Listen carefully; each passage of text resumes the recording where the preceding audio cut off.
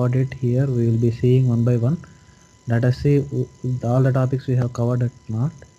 Building the physical layer, building the business model and mapping layer, building the presentation layer, testing and repository validations, creating the calculated measures, organizing the presentation layer, using the utilities, utilizations, the installation blocks and variables, and adding multiple sources, and existing direct database request, executing direct database request. It's very simple. That's what we missed out here actually. And here, where is it? We went.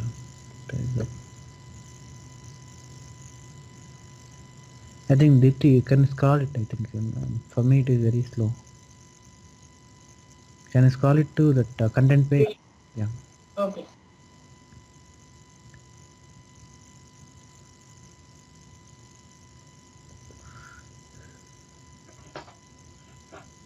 Okay, now coming to here, creating the time series functions, actually we have covered it, and using the aggregates. Using the aggregates actually we have covered it because we are adding this yearly, monthly, this kind of things. And execute direct database request, actually that's what we just missed out, but it's very simple. I'll show you up. Adding the multiple sources is nothing but something like multiple importing from the multiple databases or something like DB2, Oracle, and some kind of other things, actually XML sources. And if you have the requirement, you will be importing it from the multiple sources. If you doesn't have requirement, you will be using the only one database. That as of now we are using Oracle. Okay, that doesn't make any difference here. Like and the installation blocks and variables. Installation blocks we have used for the repository variables, and from here pending is session variables actually. And organizing the presentation layer is nothing but actually creating the new subject areas, creating the presentation tables and dummy tables, and organizing the facts and dimension tables. This kind of stuff actually it will be covered under this particular practice session. And creating the calculated measures, actually we have created the calculated measures for the change in percentage, change in amount. We have created it on the fact table, right? These columns. Yes. Yeah, that is a wizard based calculation actually. And testing and validation is nothing but consistency checks. Okay, and coming to this building the presentation layer again on the repository, then we are renaming the columns, organizing these tables in the order, actually up and down, moving up and down, and creating the alias names. All these things actually we have done it, but moving the tables and up and down, that is only in the column properties. We will do that one when you are doing this practice. And building the business model and mapping layer, actually in the business model and mapping layer, what are the things we covered? We covered the hierarchies, we covered the logical table sources, okay, and we covered the creating the logical columns, like using the existing columns, using the calculations, the calculation wizard, that is something like e plus or minus into, or using some functions here. And building the presentation layer, okay, the beyond layer. And the physical layer is nothing but what we covered, like importing tables and creating joins, and something like creating the complex joins in the physical layer, and creating the alias tables. This kind of stuff actually we have covered here. And so let us take this. What is the time they have given? Approximately 3 hours, right, to complete these topics if you are already trained. So let us see how much you have trained here today.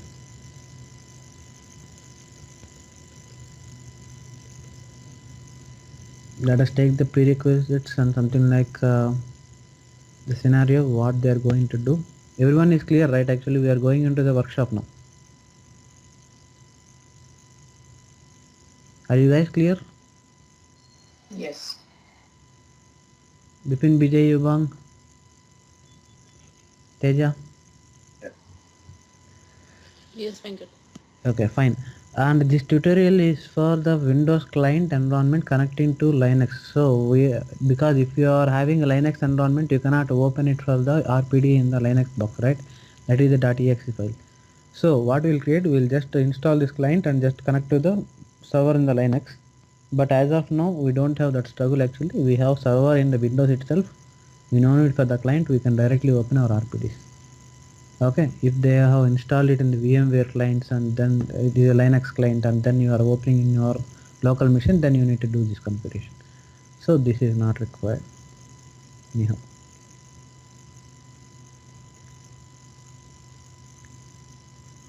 Okay, and here they have created one RPD called sh.rpd.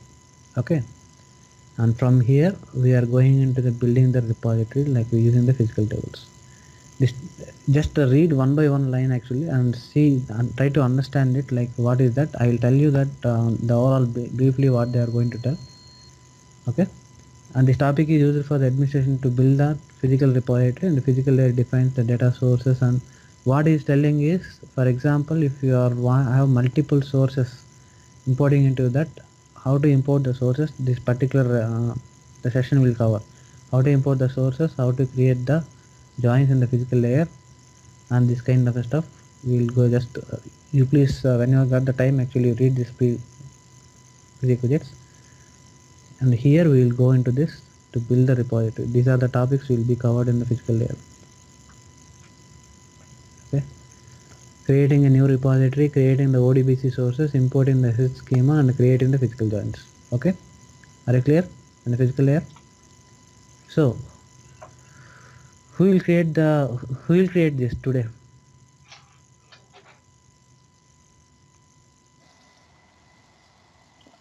Other than me and Teja, anybody? Great, yeah.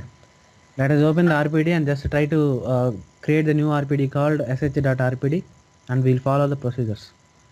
And see, this is the methodology, something like this is the best practices and methodologies they are following from the Oracle end. Okay, Oracle means that is they released this particular workshop for the role model for creating the projects.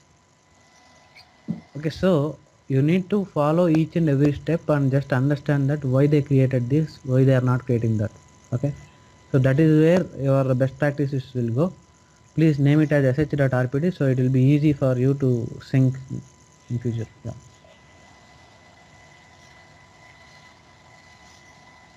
Give the password a capital admin 123, a capital admin 123.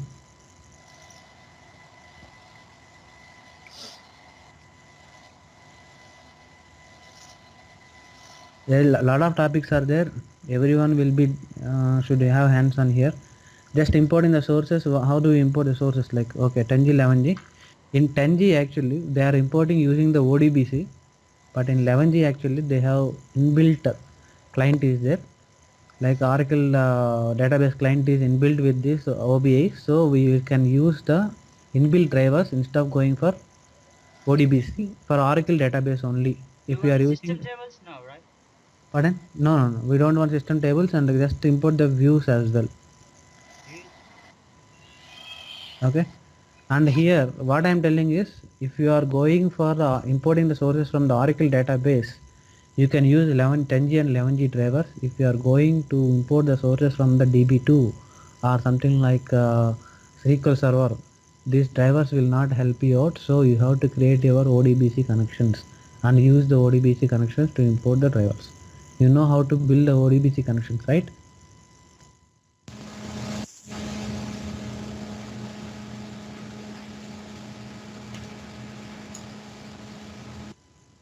Hello guys, you know ODBC connections, right? Actually, Outside. it's in administration tools. We will be creating a ODBC connection to connect the system from the other systems actually. No, no, no, no, no, no, no, no, no. Wait, dude. You want to import entire schema. Entire schema. Okay. Entire Now, schema. yeah, entire schema, not the 3 tables or 4 tables. Actually, we are looking into the project, right? The project should contain entire schema, right? Come on. We just import the remaining tables as well. Import from that, yeah. Otherwise, just wait for 1 second while importing. Let us show that he will tell that what are the tables that you need to be imported. Where are we? Okay, fine. This ODBC we have created the new RPD from the file, that is already we have done it, and here we have done this, and this is our new RPD. The ODBC connection you're talking about I don't remember it. That's for. This is the ODBC connection actually. If you come here, administration tool, for the if you install a database client, right, automatically those drivers will be appearing in your system, right? You will be using those drivers to create a connection to database to your system, and your system will be always accessed to the RPD which is installed in your system, right? Okay, okay. So instead of that, actually, while importing these drivers, see if you come to here, if I Excuse go me, back, instead of here, you can select the ODBC 3.5. Vanka, Yeah, excuse me. yeah, I thought ODBC is for Excel if you're using the Excel database. yeah. It's that's what I am telling. What I am telling is other than the Oracle database. If you are using the DB2, you are using the flat files, you are using the Excels, you are using the XML sources, we will be using the ODBC connections. You are getting it? Okay. Okay, so what I am going to tell you is that in 10G, they have to create the ODBC connections, and once they created, you can select the ODBC connections that you have selected from the drop down list here, connection type.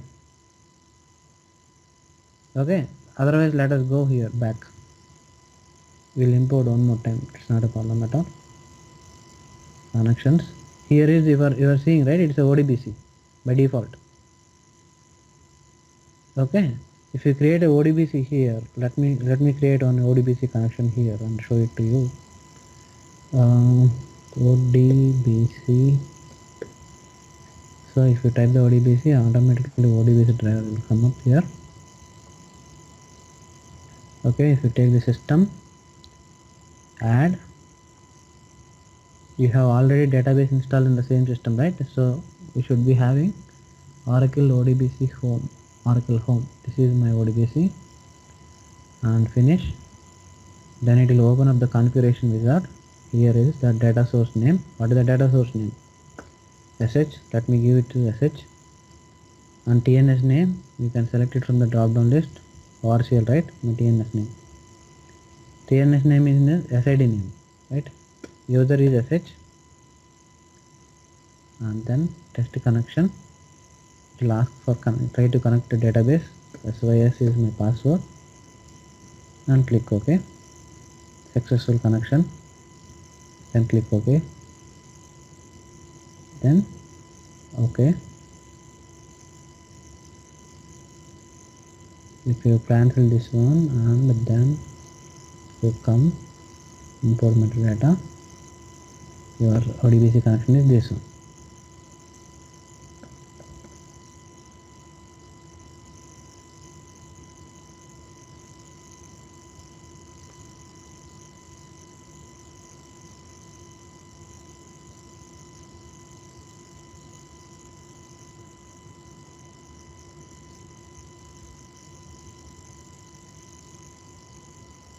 Let's try with the 2.0.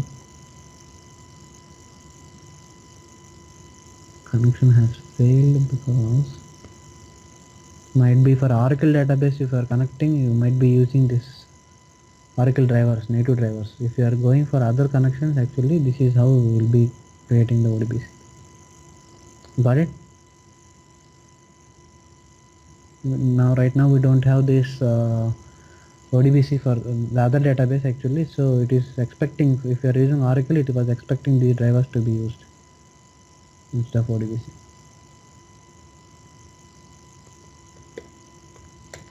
What we will do is we will just create one Excel sheet and try to import it using the ODBC.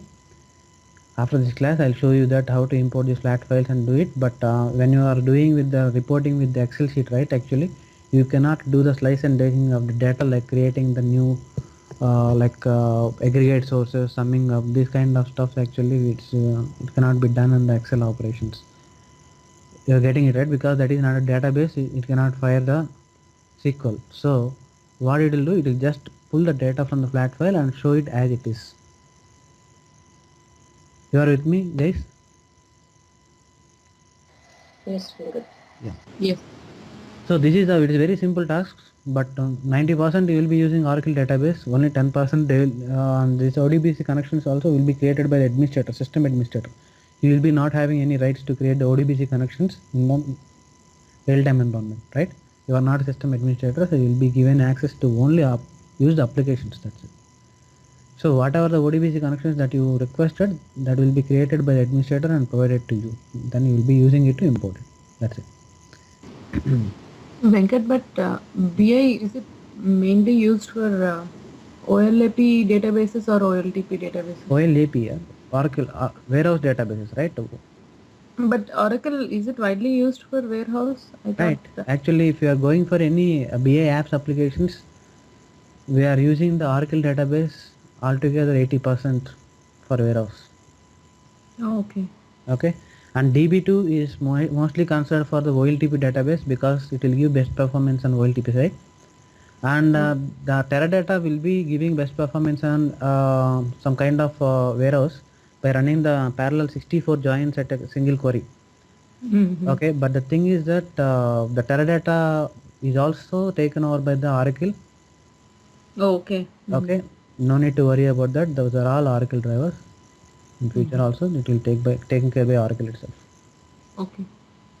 Even SAP also, if you are importing the SAP data from the SAP, that is the warehouse is maintained by the Oracle itself. Okay. Now they are coming with a new tool called SAP HANA. That is a columnar database. That is altogether that is a OLTP only. They are not using it for OLAP. Okay. Okay. Okay. Thank you, Venkat.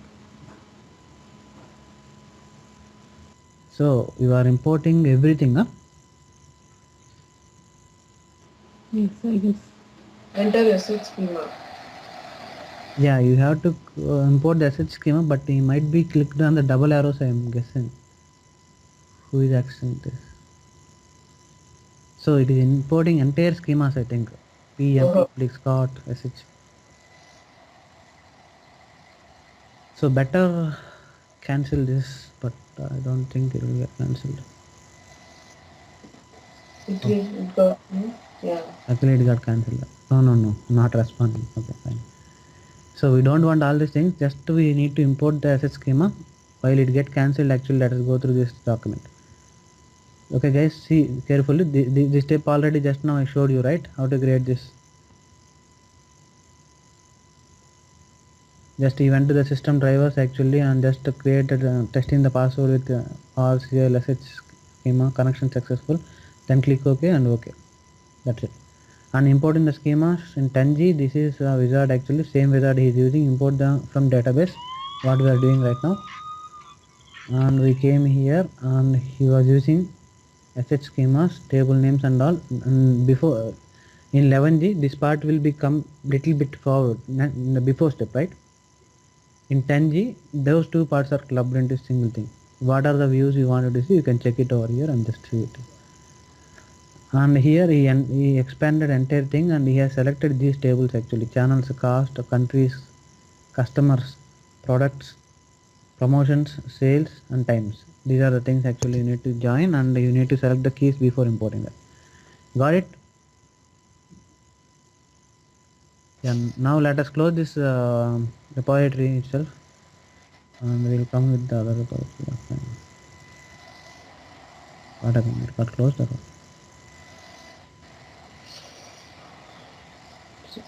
It got closed luckily. Okay, fine. Then we'll open the new RPD here and Vijay is doing, right? Vijay is doing it. I think so. Or Bipin. I'm doing it. Oh, Bipin is doing that. Yeah. Cool. So now just to create a just a SH RPD and just import the tables which are existing in the document. Okay. Okay. File new. Just do it quick. Channels, cost, countries, customers, product, promotion, sales, and times. Right. These are the tables we require right now.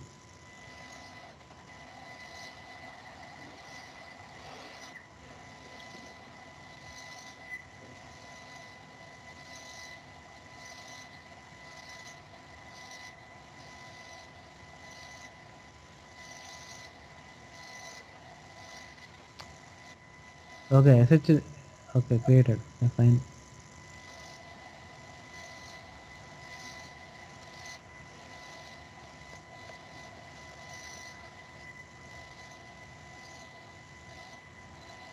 Okay, next. Check for the keys is there. Okay, fine. Now View expand sh and just select the tables what is there. Please. channel costs, countries, Cost, countries, customers, customers, products, promotions, sales type. promotion, sales, Type. Right. Click only top area, please. Yeah. Okay. And now coming to here. Okay, just we pass them up. Fine. Now coming to here, I have already told you this connection pool entities, right? Properties and entities. Okay, let me go through this document one more time. Document might be explaining those. Okay, here it is.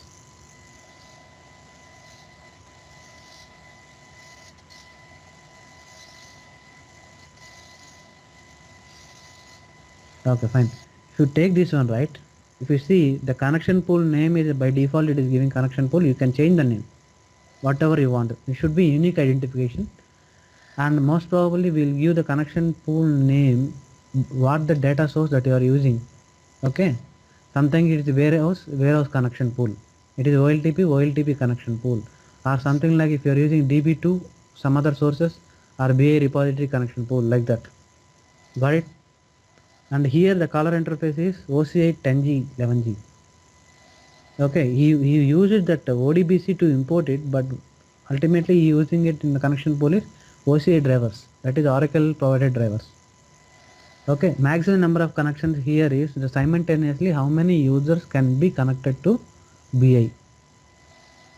Right, you are getting it right. Yeah. For example, let me tell you that actually I have two queries, two reports in the dashboard. 10 users are connecting. Can it be possible to connect?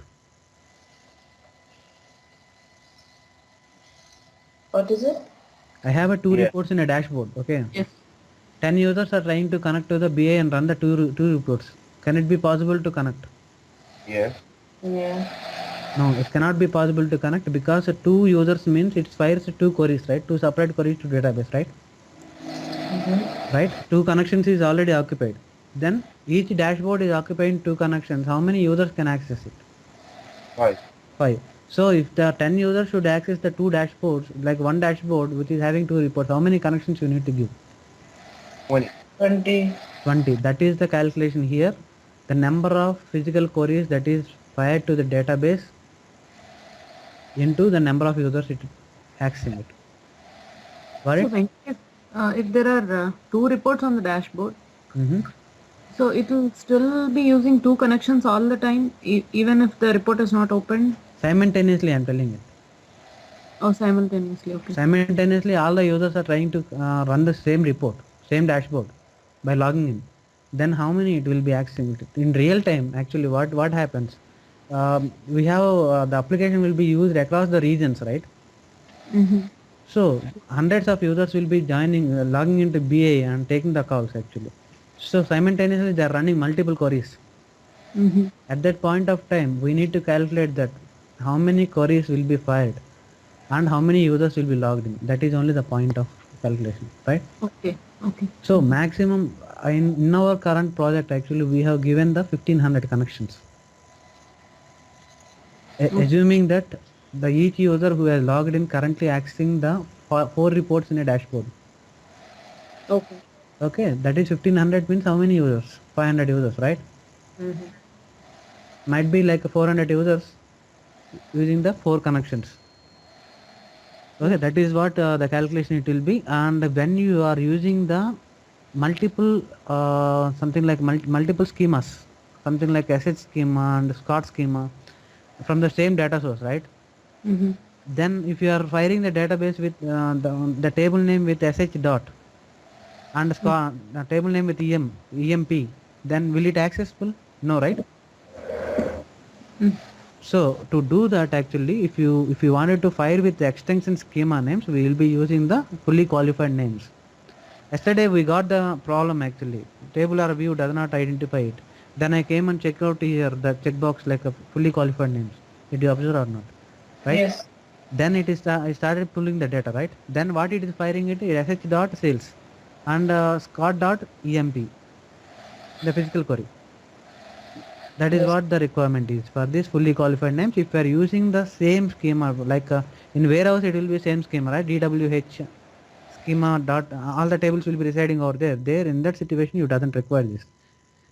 If you are clubbing the two schemas, then you need to check the box called fully qualified names, right? And coming to this data source name is nothing but your TNS name, that is ORCL. It might be something like, in your case it might be ORCL, right? In your database also, while importing, what are the TNS name you are giving? You are giving ORCL, right? That is the Yes. database name. Right. So, and shared login is nothing but you wanted to share this connection pool because the multiple users, because we told that it was 10 users will be sharing this connection pool simultaneously. That is what that 10 connections. The 10 connections might not be used by the single user itself. It will be used by the multiple users, right? So to allow the particular connection pool to share to the multiple users, then what you have to do it is check the box called shared logon. Got it? Yes. And enable connection pooling. Like connection pooling means when you fire a query to the database, actually it has to establish the connection to the database using the username and passwords, right? This username and passwords. And then it has to fire the query in the database and get the results. That is what the concept is, right? For the connection pool. Connection pool name itself is telling that it's trying to connect to the something like the database which is at the back end. So it will try for connecting for 5 minutes. If even then if it doesn't get the connection from the database, it is still saying the database is saying busy or timed out or busy, it will not able to respond it. Then what happens? I cannot wait for each and every user to connect to database more than 5 minutes. So what I'll do? I'll just disconnect those connections and try with the new connection, the timed out connection. Then it will throw an error called to the particular user in the report. The connection has been timed out. Got it? If you got the error like connection has been timed out, then you have to sharply identify that your database or backend data source is not responding in time which is given in the connection pool. Either you need to increase the connection pool time or you need to take care about the administrator telling that this is not responding, which is not feasible with us to do the reporting. Got it? These are all entry questions, guys. They will ask you each and every question from here. Okay. Please make a note of that. It's very important connection pool. Okay. And coming to these multi-threaded connections. Multi-threaded connections means what is the meaning of multi-threaded connections? Okay, let me tell you that. Multi-threaded means, for example, user 1 logged in. He has run one query actually. The query is still running. He has established one thread. User 2 logged in and run another query. The connection pool will not wait until the first query is completed and just run for the second query. It will process with the other thread. That means other connection to the database. We are getting it right parallelly. And if the user 3 logs in, one more thread. User 4 logs in, another thread. Up to the maximum number of threads is 10 here. 10 threads, 10 connections it can pool at simultaneously with the database. We are getting it right. If I doesn't check this one, what happens? User 1 logged in and he run the query. It is running for 30 minutes actually. User 2 logged in, start running the query. It has to wait for 30 minutes and complete the particular first user query, and then it has to process the second user query. Will that be, second user will accept that? He will be shout at us, right? So we don't take that chance actually. We are giving multi-threaded connections irrespective of the user, first user complete the query or not. By using the other thread actually it will connect to the database for the second user and pull back the data. Got it? Yeah, but if the multi-threads is only limited to 10, then what if there are multiple 10 users more than 10? We need to increase the maximum number of connections. That's what I told in my project. It was, we have given it 1500. There is no limitation for this. Venkat, say if I put maximum connections as 1 and take this use multi-threaded connections, still if the second user logs in, it won't work, right? Yeah, it won't work. Okay. Okay, even if you give the 10 connections and if you uncheck these multi-threaded connections, then it will wait for that. Okay. It will enable the 10 users to log in and use the connection, but it will not fire the query. Okay, and this is nothing but the executing the queries in asynchronously. You know, right? Synchronization, asynchronizations. This is the theory of in electronics. It will come. I still have a doubt on that multi-thread. Yeah, what is the doubt? Please. No, maximum connections is different from multi-thread connections, right? If maximum number of connections is different from multi-threaded connections, but interrelated, right? If you are able to give multi-threaded only, it will use the maximum number of connections up to that. Okay, so you're saying that if the maximum number of connections is 1500, multi-threaded connections is also 1500. Yeah, that's what. Oh, How many okay. connections is established? Actually, that many parallel threads it can pass. Okay. I thought my multi-thread is like 10. Okay, then fine. Yeah. No, not 10. Here it is 10. Okay, yeah, You understood. can increase to any number. And, No. and just make sure that actually your database also holds that many connections parallelly. Okay. Okay, sometimes database they haven't buy the something like licenses. By default, if you buy the license for database, it will be Oracle will be 150 users simultaneously. Okay, even if you are trying to connect more than that, the database will not accept that. So when you are increasing the connections, make sure with the DB we are using the 150 or 160 or 170 or 200 or 5000 connections, which database can be accommodated parallelly or not. If it holds okay, then you use those connections, which will be better performance with syncing with the database. Otherwise, if you increase the connections, no use. Actually, it will go and reject from the database. It's a time waste, right? So, and coming to the last option, that last but one option, that is synchronization and asynchronization of the queries. Synchronization means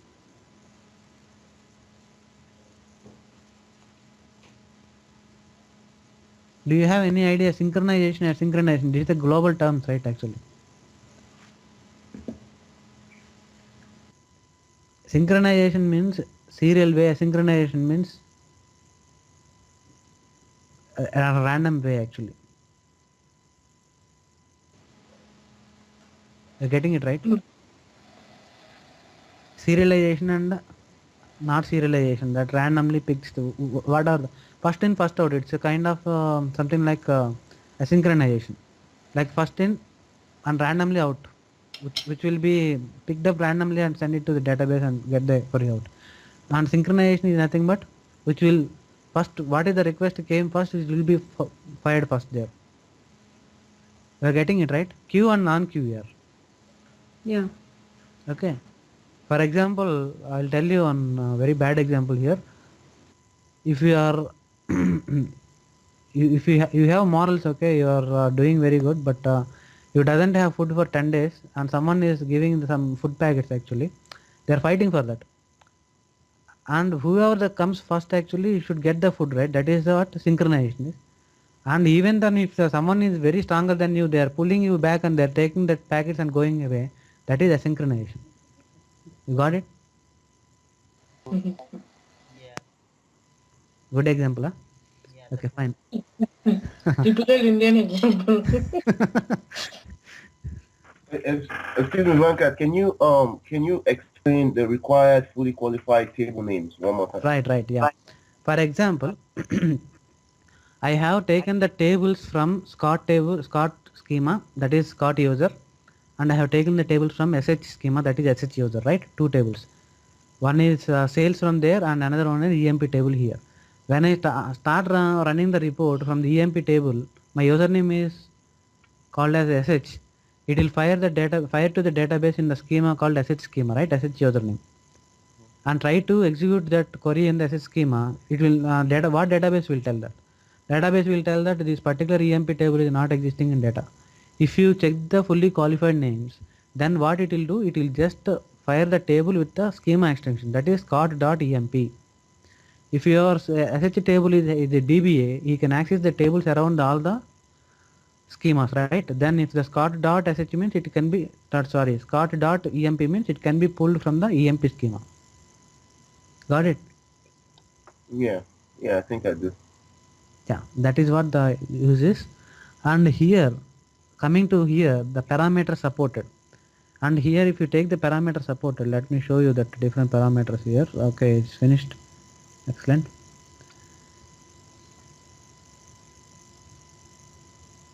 Cool. And if you take the parameter supported here, what is there? It is default is nothing but when you are reading the data from warehouse, we'll keep it as a default because the data will not change at the runtime. Only warehouse will be populated by the data only once in a day or like a particular time schedules which will be running by the ETL, right? Other than that, no one can be able to edit the data in a table in the warehouse. You don't have any permissions. Got it? You people got it, right? Yes.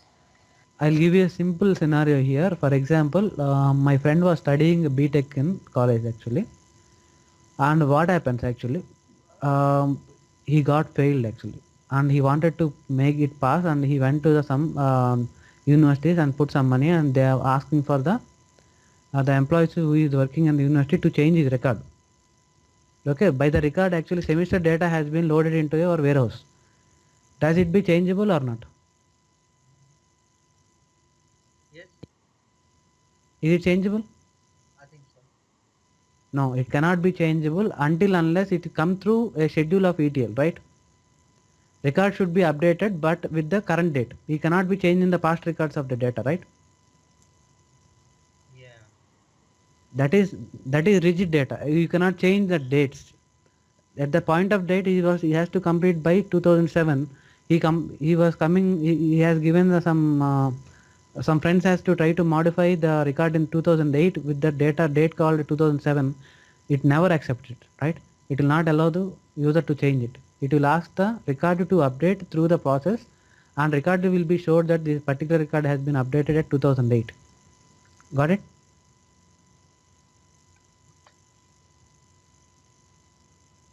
Yes, Venkat. Yeah. So that is what actually once you skip out your execution, you cannot get it back. That's what the formula they used. We cannot edit the records in warehouse. So and the second thing is dirty read. When we will be using this dirty read is in OLTP connections. What happen in OLTP? Sometimes there is a requirement called like some stock exchanges or something like that. They wanted to see the data in a minutes or seconds, right? In a seconds of time, the data might be varying in different manners. So what they want, they don't want to wait till the ETL process to complete and update the records and see it. They wanted to read the data. When the data is entered here, someone has buying the 2000 shares by some company. Actually, he wanted to see straight away in the reports, and he has to analyze it. In that time, what happens? The data is entering into your warehouse, that OLTP, and you are pulling the data, right? Simultaneously, it is happening, but you don't have constant data. You are getting me? What I'm saying? Yes. So in that situations, both the operations are going on simultaneously. We are reading the data and data is loading here, and continuously there is no that you cannot tell that this is the rigid data or this is the correct data you are pulling out. So because the data is changing, right? Next minute actually if you run the same report, my data might change. So that is the case actually what you will use the property called dirty read. And there is some kind of commitment, something like in the OLTP when you are running through OLTP. For example, if you wanted to run through particular report in the OLTP and the data is getting inserted, the server will confuse for reading the data, right? Like how many records it has been read till now and how many records we need to read because how many records newly inserted. This is all confusion actually. So what it will take is we'll give you committed read. Committed read means for it read for first 1000 records, it will commit a point there, and next time it will read from 1000 to 2000, 2000 to 3000, and when it stops, right, it will be noting down the particular commit interval, last commit interval it has been stopped, and again it will start from the commit interval. Got it? Yeah. Yeah. And repeatable read is it has to read from the first onwards. If you get interrupted in the middle, it will have to start from first. And serializable read is one by one record. It will just take the record in sequence manner and then it will read the sequence. But be prepared actually. These three has been not used at all so far. Only we will be using is a default and dirty read. When you are using the dirty read, you should understand that it was a OLTP connection. When you are using a default, it will be warehouse connection. Got it, guys? Yes, Venkat. You will be getting that question called what are the isolation levels that has been used so far by entry. Then you have to tell that actually we have used the two isolation levels. One is the default that is used for warehouse, and one is dirty read. We have real-time reporting from the OLTP. At that point of time, we have taken a dirty read. Then he'll ask that why you are using dirty read. What is the purpose of that? Then we have to tell that the data is getting inserted and data is getting read at a single point of time. So what happens? So we cannot commit that this is the correct data. So we are using the dirty read. This data itself is not a correct data. It is a dirty data. We are just still doing the reporting for quick analysis purpose. Got it? Yes. So out of this, up to here, you are familiar with the connection pool, and these are the questions. Please write it down the questions. Okay. Even after the class, actually, if you ask me to like what are the questions you told, I might not be repeating the same questions. Okay, please, and this is the connection pool scripts, the second tab actually. These are the scripts actually we can keep while firing to the database. Okay, execute on connect. Sometimes the database might be something like some kind of security. Might be you are working on a banking projects. They will be not allowing you to directly log in if you are using a correct username and password also. They'll give some script. The script should be executed, then you will be able to log in into the your schema. Got it. I think Deepthi, you should be knowing this because you are using a DB2 banking data, right? Yeah. Sometimes actually what they will do, they will be redirecting your username when you are coming to some database, right? Using some DB links to other database. So there, this particular script has to be fired to establish the connection, right? Mm-hmm. So, and guys, you are getting it, right? This is all secured process actually. When you are using the financial institutions, they will not allow you to directly log in into database actually. After logging into database also, you need to execute some script actually, which will be gaining you some rights to fetch the data. Otherwise, you will not be able to fetch the data at all. Okay, this is the second level of security which will be implemented at a data level, data layer, that is the data tissue. And execute before query. On connect, to connect to the query, execute before query means before executing the query, the script should be executed and then the query should be fired. And then it will be fetching the data, and after execution query, close the connection, close the query connection. And while disconnecting, right, it will execute the query here to close the entire connection itself. You are getting it right? Yeah. And one of you, if you note down the questions in a notepad or a document and send it across, because I cannot do it right now. So. I think someone is recording the session, I think, right? Bipin. Yeah, I'm Okay. recording it. Cool. Yeah. No, Then it's but if fine. you have the questions on handy, then it is easy. We don't have to. Yeah, just some laser time actually. Please, you guys sit it and write it down. Otherwise, if you are able to write it right now, it's very excellent. Yeah, that's it. Okay, and now we are going to the other tab. If it is XML, if your data source is XML, then this XML source will come. Otherwise, this XML source tab will be disabled totally. And these XML files are nothing but right, XML files, data files. Okay, these will be kept in your server location and then you import into the BIEE actually. And when you import the XML sources, then this connection will be highlighted. Okay, write back. Write back is nothing but this is a different scenario. For example, where you will use to write back into your database. Please guess me one scenario you wanted to write back into your database. Right. If the data is by mistake deleted or something. By mistake deleted means that is a whole records, right? Number of records actually. You cannot write it. You have to run one more time ETL run. Might be your data is missing in thousands and 10,000 records. Will you be able to enter it manually? No, right? Yeah, I mean, if it's just one, then yeah. Even one also you cannot insert the record. We cannot, okay. Yeah, then fine. Next, what is the other scenario? Please tell me that. Write back. Teja, do you have any? Yubang? Is it like login detail sort of thing? Login details you will not give it in the report level, right? Yeah. Okay, Yubang? Have no idea. Bipin BJ? Actually, I do. guys, it's very common scenario.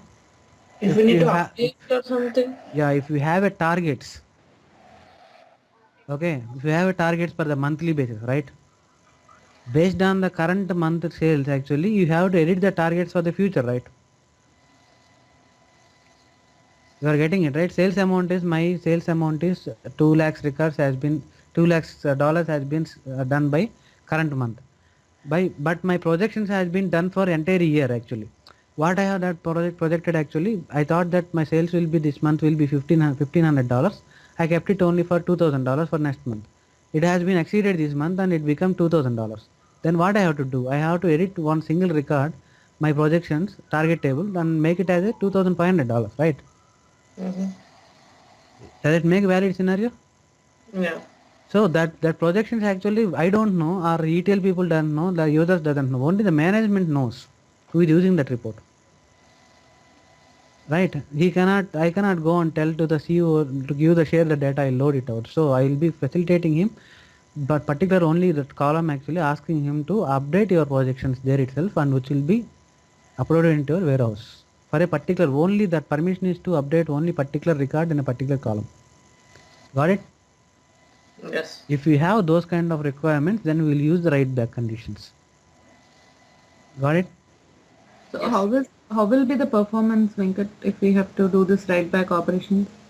The performance doesn't affect much because we are just updating one single record or two records or three records at a monthly basis, right? But it is still warehouse, right? It is still warehouse, but the table doesn't give that. The table itself we build for editing the data. Okay. Okay, because that is a target table, right? That Okay, holds. since it is targetable, it will not have many records, is it? Yeah, that doesn't have many records. And one more thing is that the actuals are rigid data. The actuals are nothing but already past. The time is past, right? Right. That you cannot change it. These are Right. projections, These are right? projections in future data, Mm-hmm. right? You are just setting your target for next month, next Okay. year. That goals can be changed, right? Yes. Those are things actually is meant for changing it, because if you keep the rigid targets actually, if you have reached the target in last month itself, again the same target is existing in current month, the employees will be relaxing it, right? They'll feel very relaxed. So management will not give that chance actually. They want to take everything, they spend it. So this is what the tab which will be used for write back functionality. Guys, you are clear with this, right? Yes. Yes, Nitin, Venkat. PJ, Yobang, Yeah. right? Cool. This is what the connection pool is. Now we have a lot of questions on connection pool itself, right? Right now. Okay, now let us go on to the document actually one by one topic. I'll just reveal that. Now connection pool has been completed and we have imported the tables. Okay, and here there is one more connection concept called importing the tables, right? Importing tables. What the user will ask, what the employer, that is the interviewer, will ask you is how many methods you have been used to import the tables. Okay, how many methods we have used right now? Two. Can you name those, please?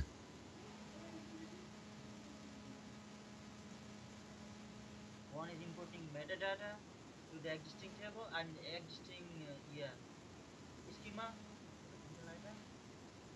No, methods I am telling. How many methods you have imported the tables?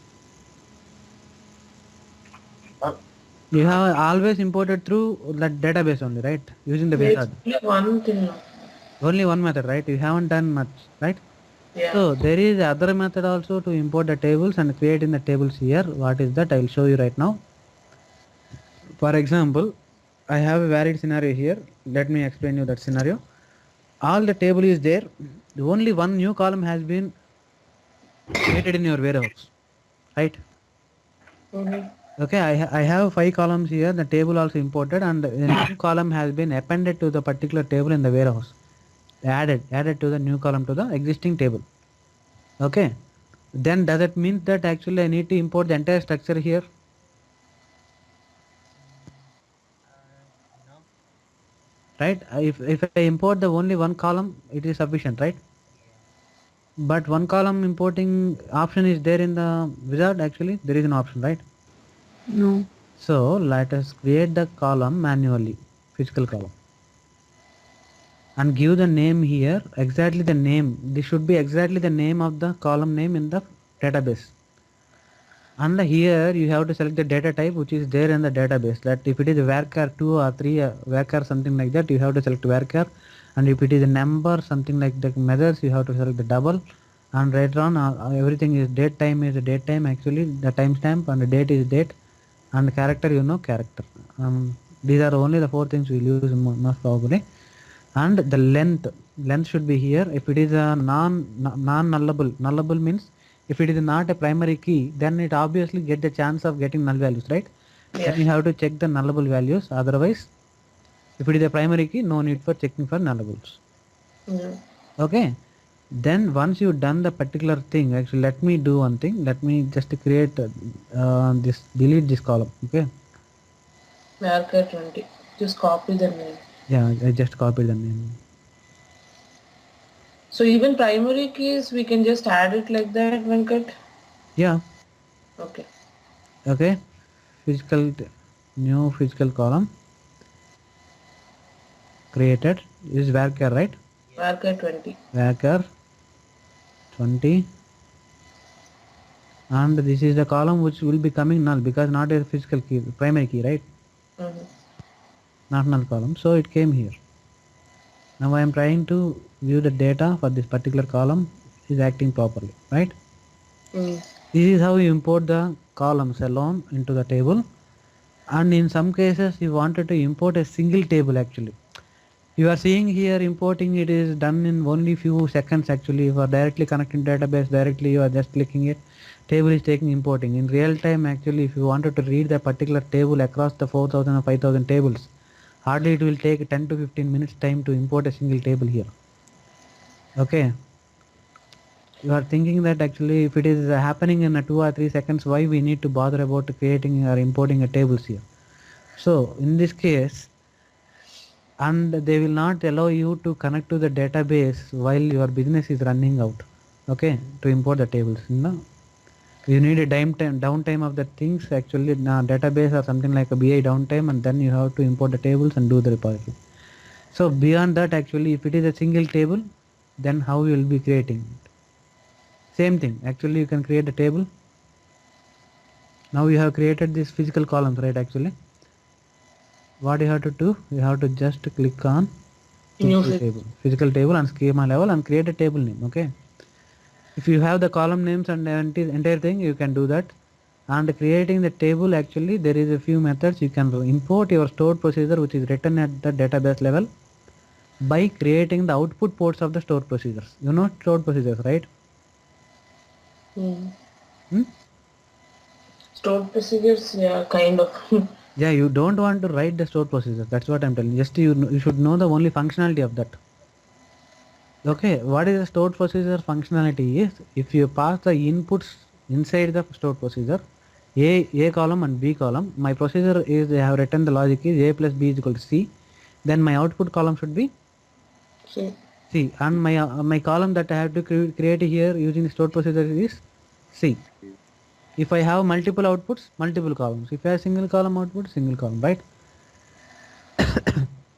So, and another frequently used the thing is that you can write a select statement here like a views. These views are called as opaque views, right? You can create a views by combining multiple tables, actually like multiple customers, and you can combine the countries and customers and make it as a single table and use that one as a master table, dimension table. And there you have to write the select statement here and make sure that your select statement should hold the columns in the select query.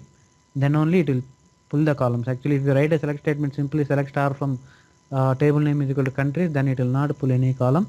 You have to mention each and every column that you are creating the column here. Got it? Yeah. You guys are clear here? Yeah. Very slow response, so you are not able to understand much. So if there is a primary key which is added in, say, channels table, Yeah, right. and then that is a foreign key. I mean that column is already and is also added to some other table. So then Right. we have to go manually and add in then and form the connection, right? Right. You have to go on form the connections actually. If Okay. you wanted to create a physical primary keys will be existing for which tables? Primary key will be existing for which Which table? which tables? Dimension. Are you sure dimensions are fact tables? Fact. Fact. Fact. Fact. Fact, right. Oops. Fact. Right. How the fact table contains primary keys? Yeah. If Okay. department is holding department number as a primary key, what is the department number in the EMP table? Foreign key. Okay, then what it is called as? Fact table holds Dimension table. the foreign keys and the dimension table holds primary keys, right? See, everybody confused me. Not confused, yeah. Actually, in the interview questions they will ask the same thing actually. If they ask twice means you will tell that is the correct answer means you will go away. Okay. Dimension table will have primary keys. Primary key and first you told is the correct answer actually. They told it is a fact means you convert it to fact.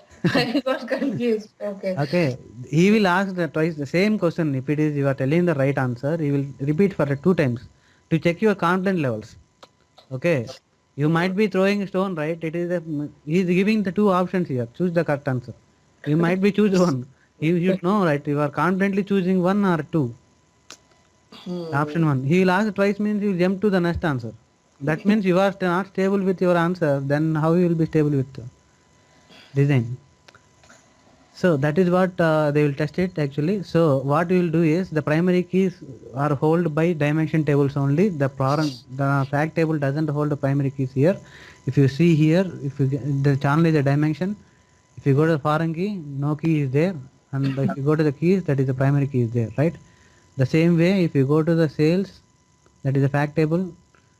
We don't have keys here. We have only foreign keys here. Got it? Foreign keys are mentioned as FK and the primary keys are named after PKs. You guys are clear right now? Yeah. Okay, what is the star schema right now? Tell me that. Let us go with Yubang. A star schema will just be the combination of both the dimension and the fact table. Great, yeah. Next. Sorry? Yeah, complete the statement, yeah. It would just be the combination of both of them. That's about all I know right now. Yeah, combination, how it will be it will be combination. Like you should have some. Well, fact table is surrounded by dimension tables. Okay. Yeah. It's the reverse. Dimension is surrounded by fact table. Oh, Yeah. Dimension table surrounded by fact table. oh, sorry. No, sorry. The fact table will be surrounded Yeah, by dimension fact table. table is surrounded by the dimension tables and Yeah. the fact and the dimension tables are joined using the primary and foreign key relationship is called star schema, right? Yeah. The primary keys are existing in the dimension table and foreign keys are existing in the fact table and we are joining using both the keys. Then it is called a star schema. Is that right? Yeah. Yeah, that is right. So that is the basic concept here. We are having the primary keys at the dimension level and foreign keys at the sales level. Okay, fact table level. You got it now. What are the importing methods we have learned here? We can import directly from the wizard like all the tables and at a time, and we can import column wise actually, and we can create a physical table by writing a stored procedure or a select statement or totally a physical table. So what we did last time for the aggregation is not a star schema. Because there it was a dimension table was. No. You that is a 3 schemas actually. You are looking into the same diagram. Monthly and time is one schema. Weekly and time is another schema. And daily and time is another schema, right? Okay. Okay, you are combinedly looking into the same diagram with the 3 schemas. So you are a bit confused. Okay. Okay. Yeah. Okay, cool. And Wildcat, I think you use this button right here. This one. Like right now it's not coming up, but this one right here to see the star schema, right? Yeah, and it's the a whole star nine. schema actually. Let me show you that diagram. So for this example, it has like 3 star schemas. Yeah, 3 star schemas, what I told you example, but here it is, okay. I selected only one table. Let me use physical direct indirect joins. This is star schema, right? Yeah. Yeah. Okay, you guys are clear right now? So someone asked the questions actually, then you will be able to answer it, right? What is the star schema means? Yeah, man. Yes. Sure. Let us go to the, like, what are the types of importing methods? Actually, we have 3 methods. Just now I told you, one is importing through wizard, another one is creating table. And in the table creation also, we have 2 methods actually. You can directly create a table, physical table, or you can write in SQL, or you can create a table using the stored procedure. Okay, if you write a SQL and creating the table, actually what happens? That is called opaque view, and it will be iconed like this. If you wanted to find out a table actually which is having opaque view, what you have to do, use some different name and just select it as select query physical table, let it be like that. What is the icon it is showing? Glass. Glass. Spec. Yeah, that is the icon for wherever you find this icon actually across the tables, right? You will be quickly identifying that this is a opaque view. It's not a direct table. You got it, guys? Yes. Okay, that is a quick way of identification actually. If someone is writing opaque view here, that is not at all preferable because it will hit the performance. If you don't have other chance of writing logic writing the BI, they will go for the opaque view. Don't prefer that. If the interviewer asks that if I wanted to write a opaque view actually, then tell him that it is eating away your performance because this particular SQL has to be fired each and every time you run the report, right, into the database. This is the additional burden for us. Okay, that is not preferable at all because every time if I run the same report for some single date for 500 times, this query has to be executed 500 times again and again. This is not reusable, right? So that is making my performance down actually. I am running the query 500 times and additional query is running 500 times. That is eating up my resources in the database, which is slowing down my performance, right? That is right. Is that right? So that is not a performance advisable to create the opaque views, but still the option is there. If you want it to do it, you can do it. Venkat, I have a doubt here. Yeah, tell me please. Really. Uh, Now the RPD has always table, so RPD will hold the data as well, right? No, RPD doesn't hold any single record of data. It holds only skeletons of the tables. In that case, how is the select statement? How is the select opaque view? This one is The opaque view also should table. be fired against the database and get the data. Even that is the same case even for table, right? If RPD is not having any data, Yeah. it has to connect to database. It has to connect to the database. Yeah, that is true. But the running the select star from a single table, running a select star from multiple joins, you have Okay, it. it's time taking. Yeah, it's a time taking. That is a performance hitting time, right? Okay.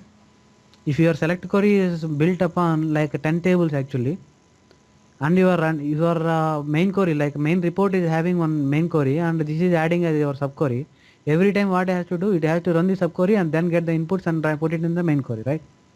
Yes. That is my additional time taking activity which is fired multiple times. If I think that it is a one time activity, then I can go, okay, I can bend my head and go there and ask that user to wait for one time actually in a day, then you'll get the better performance. It was hitting every time, then he will not accept it, right? Yeah. So that is why actually we will not prefer it, and Oracle also doesn't suggest it to create the opaque views. But the thing is that some scenarios will be there. The user also has to accept it. Even I got the something like it is a OLTP reporting. So we are directly firing the query against the database, right? We don't have joins there, proper joins actually. We need to frame the query and then use that query as a table, and then you need to fire that query, right? OLTP database. Yeah. There you will not find the primary and foreign key relationships, star schema diagrams, That is not, it's a normalized data. So it will, the data, the tables will be having more number of tables. Actually there is no rigidity, there is no like time variance, there is no policies of denormalizing data there. So you have to write a SQL query which will be pulling your data, proper data, and write it as an opaque view and fire that one. That's it. It will take the time taking activity, but still it will give better performance because OLTP will hold the data max at only 6 months data. Beyond that, the data cannot be held by the OLTP. But comparing to warehouse, it can hold years of data, which is having a huge number of records. That is what the difference between these two, right?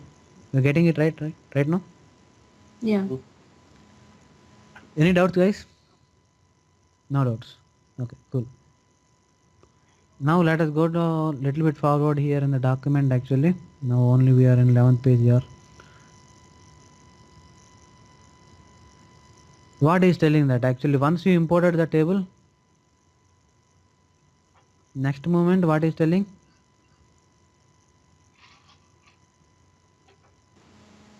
Add joins.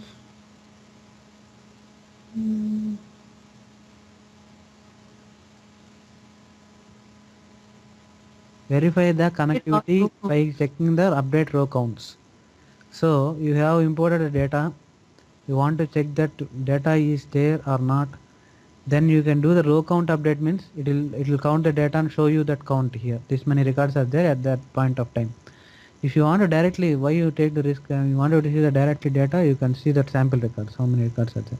It can be viewed up to 500 records. Okay, 500 records not at a one time, actually on 1 to 100, 100 to 200, 200 to 300, that kind of increments up to 500. You are getting it, guys? And Sorry, say that one more time. pardon? Yeah, pardon. I Tell did me. not. What? Tell me. What is your doubt? Oh, I said I did not. Can you- Okay, once the table has been imported, you have to right click it and view data. View data means update row count, means it will just count the row count and update against this one, this particular table. You are able to see this row count, right? 5 rows as updated, last updated by 2014 7 to 20 at a 10:24 AM or PM, I don't know. Okay, it's AM. Okay, it was updated there, but in case we don't want to take that risk, actually just do a simple test, view data. 1024, 720 is today now, right now. Right now just we updated it, right? Mm. So it will give that point of time it was able to connect to database, and if it is not able to connect it database for next of the time, you can strongly tell that actually we have tested here, that point of time it was connecting, it was updated row count here. This is all escaping mechanism, but we don't want that. Okay, fine. Okay, now updated it is, and what is the second step they are doing it? Creating the Join. physical joins, but very bad scenario here. First we need to create the aliases. They are not doing that actually. The best practice they are missing out. Okay, you got it? For each and every table we have created an alias, and we're keeping the base tables aside, and we'll use the alias tables to do the join conditions, right? That is our best practice, right? No, but we did not do that, right? Yeah, we The, did. the first time we have done it here actually, right? I have shown you the dim underscore new object alias, and here we have given that object name dim underscore, I copied, sorry, this is fact. Yeah, multiple fact tables that we have to. Yeah, FACT underscore, but regularly we are not doing it because it's a time taking activity, right? We are just pulling out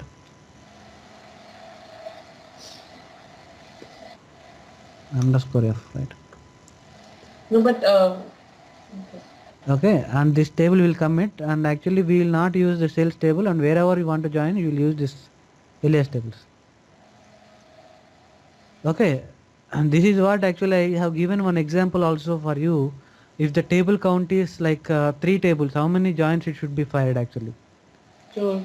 2 joins, right? Yeah. That is the example I have given. If you wanted to use the same table multiple times, join, right, with the different keys.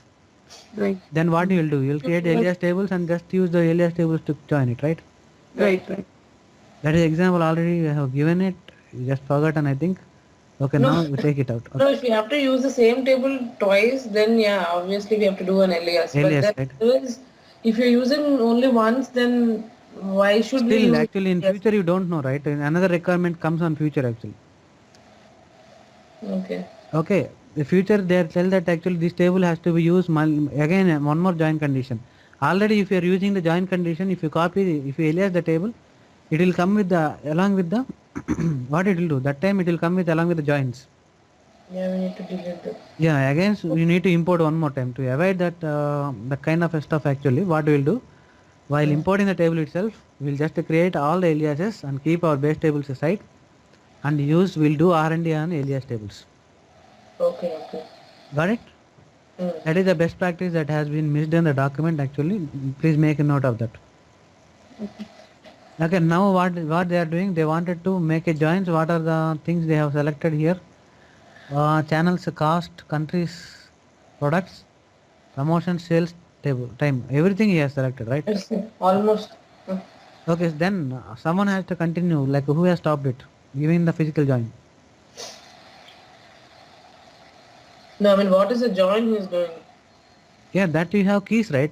Using the keys. Yeah, Yeah, yeah. can identify there itself. Channel cost countries. Bipin, I think you are stopped, right?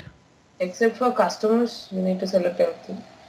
Yeah, okay. Customers will use the extended star schema. We will see how we will use. Okay, Bipin, where are you, boss? I think he left, huh? No, he's there. I'm here. Yeah, please continue your the development. Yeah, you just left in the middle of us. Create the physical joins here, please. Create a physical join for everything. Yeah. But he selected the countries also, right? Countries factor to sales tables, everything. Twice he select. You select the channels, cost. Channels, You don't want countries actually. Leave the country. Channels, cost, customers, customers, fact sales, Mm. products, promotions, time. Don't want Okay. sales. Yeah. 1 second, 1 second. It is countries, not customers. Countries. Okay. Just okay. Mm. Good.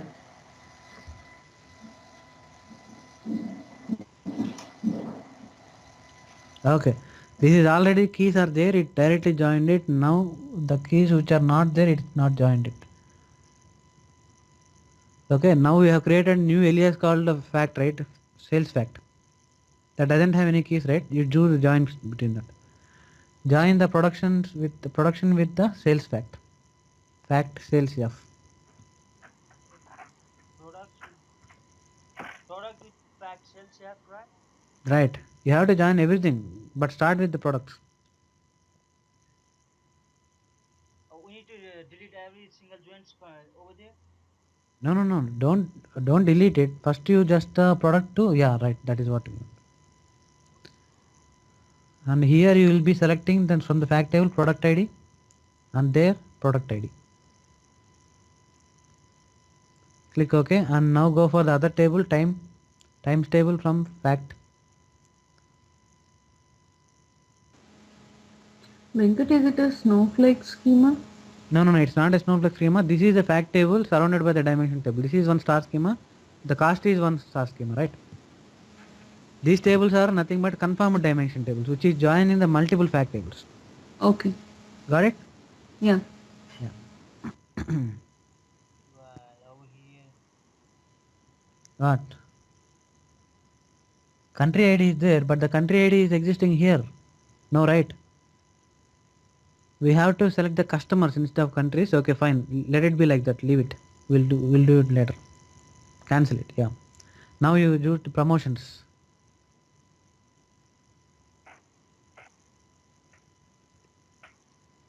Yeah, it's connected already. No. Yeah, it's done. That is product ID. Mm. Okay, next you go to channels. Yeah.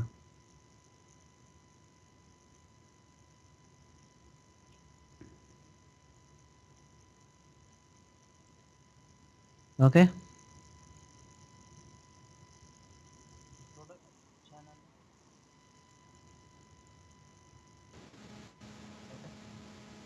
That is Yeah, exactly. Yeah, right. Okay, just to close this physical diagram and just select the customer and sales fact.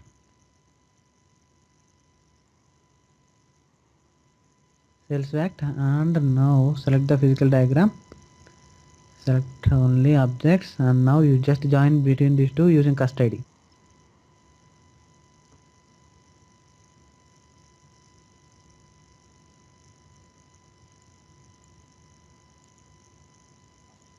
Okay, this is your star schema. Now go and check it in the document whether they have done the same method or they are using multiple other methods.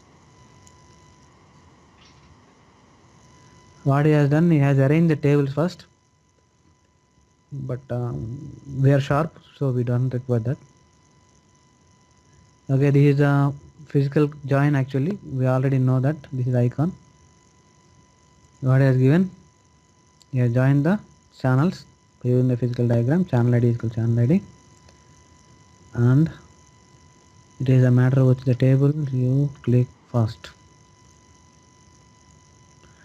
Only the difference you are able to find it is, see the difference. What is the difference you are able to find it? the country. In 10G, you are able to find the arrow at fact table side, right? In 11G, sorry, yeah, in 11G, you are finding the arrow with dimensions side. Got it? This arrow, yeah, this arrow.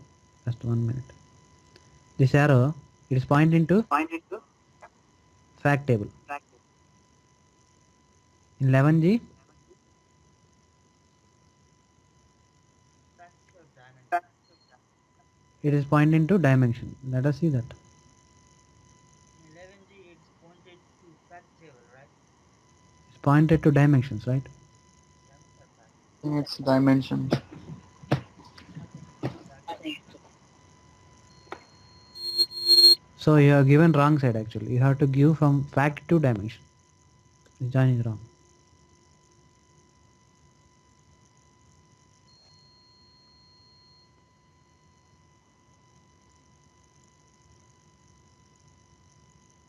First ID.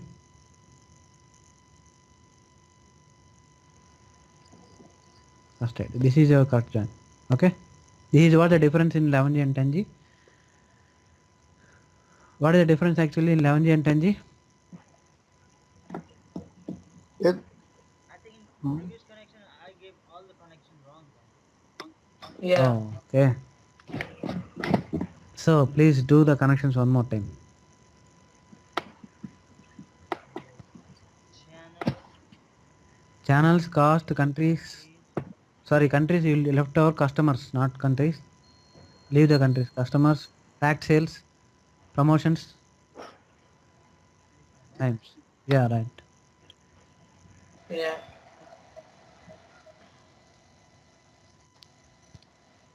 Uh-huh. Yeah.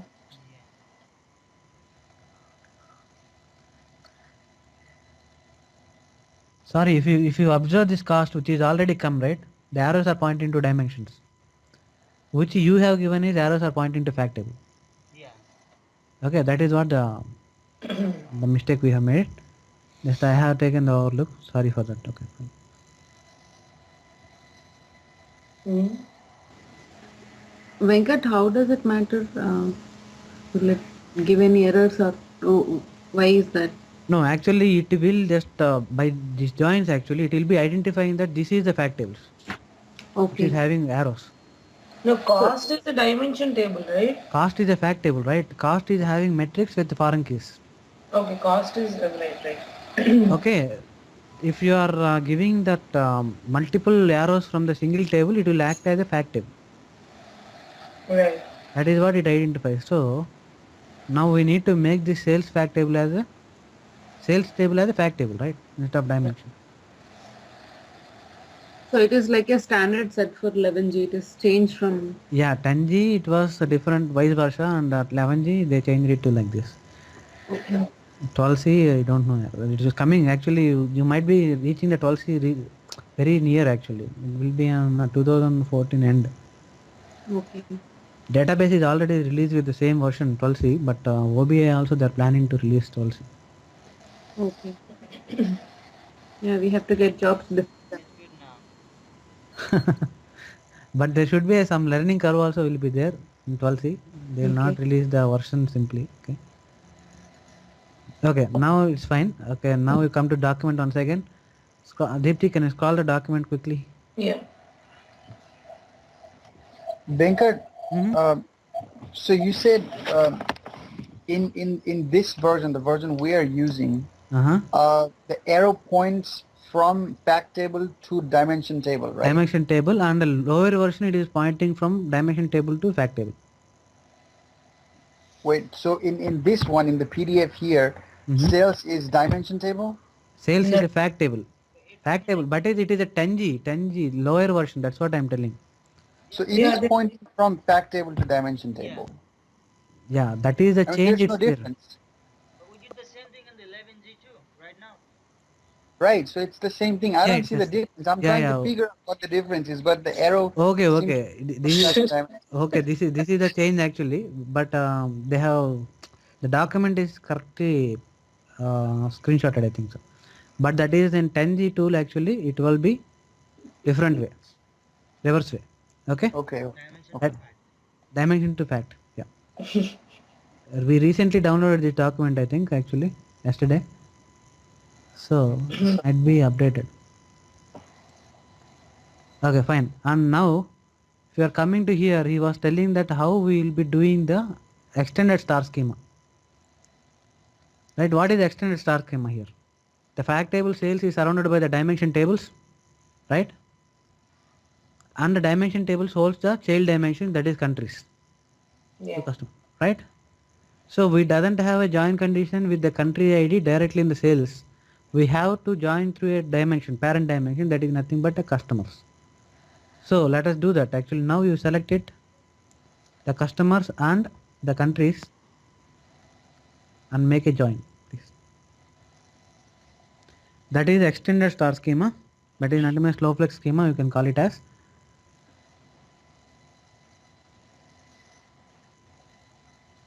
It's already there. It's already there. We need to do from country to customer. Oh, yeah. It's already there. Right, fine. So now let us make a note. Let me show you that. Costs. Cost I left out because we need only one fact table, right now. Is Yeah. that the correct one we are seeing in the diagram? Yes. Right. This is what we want. And next coming to here, come back. But here it was pointing to customers, right? Legs. Hmm? It was reverse join, right? No. In the It's document it was saying that the legs Same thing. I think it's the cus- same thing. Yeah. countries from customers, right? But here No, from customers to countries, right? No, no, no. That is not an arrow. This is not an arrow. This is one to many types. So from countries it is customers.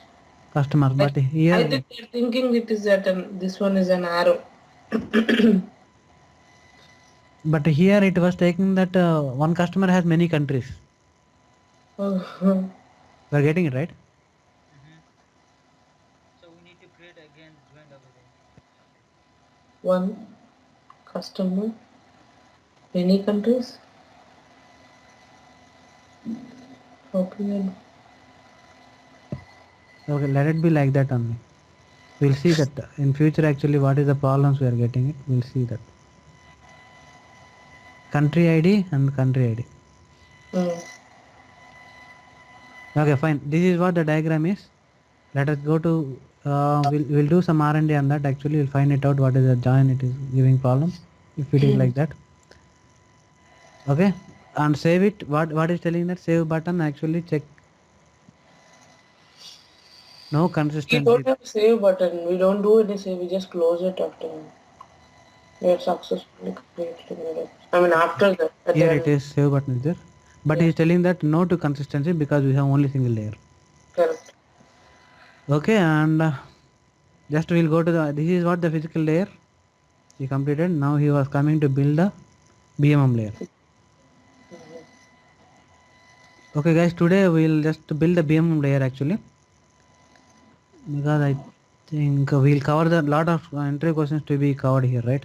To create the business model layer, create logical tables, just and create the logical columns, Joins. logical joins, and rename the business model layer objects, delete the unnecessary business model objects, building the dimension hierarchies.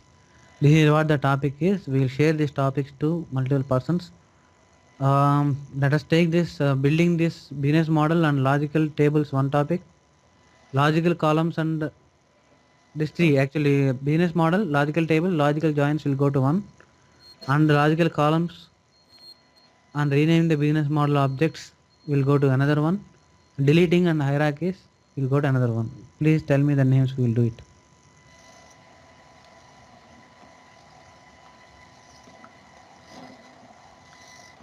If it doesn't come up, I will do it fastly. No.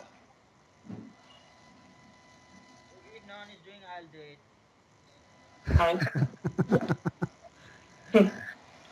It's just practice. Ubang can do it, right? They did not try it RPD. Yeah, Yubang, can you take it up? The first Yeah, I minute. can. I can. Yeah. Please create a business model layer like every each and every step is existing here. Just if you got a doubt, actually you just clear out here.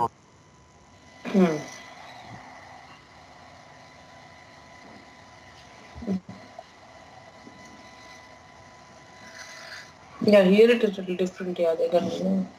Yeah, you just create a business model layer or name. You have a name in mind. No, don't give our names. Actually, give SH. Sorry? Give SH.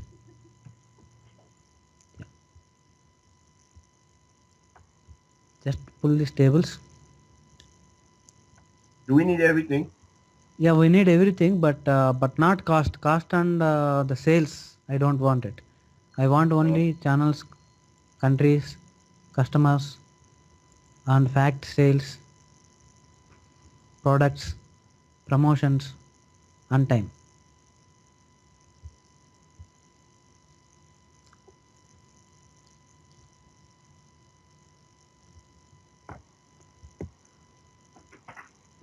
Okay. Okay, now automatically it has pulled the BM layer joins and acting this fact table as fact, right? Yeah. And how do I identify that? It has an already identified it. There is a symbol called hash. That's simple, yeah. This one, So right? that is nothing but it will identify it, it will mark the fact table with that symbol actually, right? So Yeah. now you have created a business model called SH, and now what I have done, you have done the schema building, fact table, logical fact actually, and just we'll just cross verify that business model diagram. Just one second. Cool. Oh, okay. Okay, and whole diagram. Let us see. This is our diagram. Is that correct? Yeah. Okay, cool. Then we will cross verify with this diagram. Deepti, can you just scroll it down, please? You have created this business model. Okay, you pull the tables, sales. Oh, aggregation. They already came to the aggregation piece. Okay, let us go to the aggregation piece. We have created logical fact tables, right? Then just give the aggregations wherever it's necessary. What are the aggregated columns here? To be aggregated columns. Amount sold. The aggregate columns should be. Yeah, right. What are the columns you need to identify for aggregation? Amount and quantity. It depends on what you're doing. It depends on what you need. What you required actually. Yeah. Right? Yeah. I think But here amount and quantity are the only options, right? The rest are on primary and foreign case. You cannot aggregate them. Right. That is true. Yeah. So please, Yobang, go on aggregate, give the summation for this amount columns. You can do a double click. Yeah. Yes.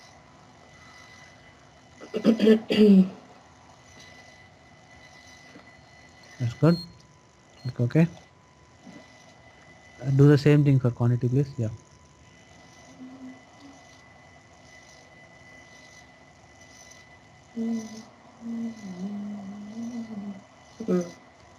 So again, now we have already provided the aggregations for these two tables. Now we will go to the document and see what are the other things. Come down. Now creating logical joins, that is already there. That is already there, but what is the schema he has created? Same channels, customers, products, promotions, time. He doesn't bring the countries, right? No. You didn't do the sales also. Okay, he was taking the joints on cost, huh? Only. No. Sales fact I've already brought in. Acha, okay. Okay, Yeah. so that he was Only bringing this cost is dimension. missing. Yeah. Only cost is not there. Only cost is not there. So, and countries also he left over. Right? Yeah. Still we have brought the countries in. So let it be like that only. Okay. So we'll come now. Come down actually. Just. Yeah. Come down. Right click. Whole diagram we did. Now So all the this is, tables came and he has provided the join conditions. Right? Logical joins he has replaced it. yeah. Yeah, but here if you come to RPD, these joins has been, because we pulled the entire tables simultaneously, joins also converted automatically to logical joins. If you want it, you can just test it out. Whole diagram.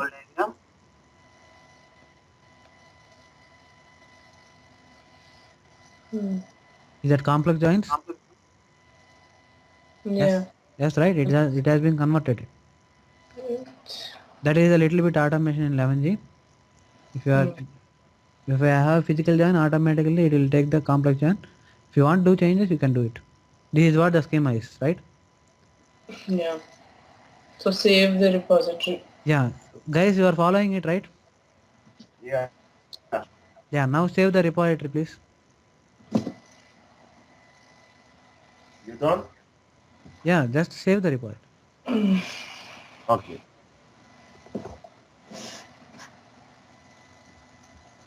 No, here it is there, right? In main toolbar, save option here.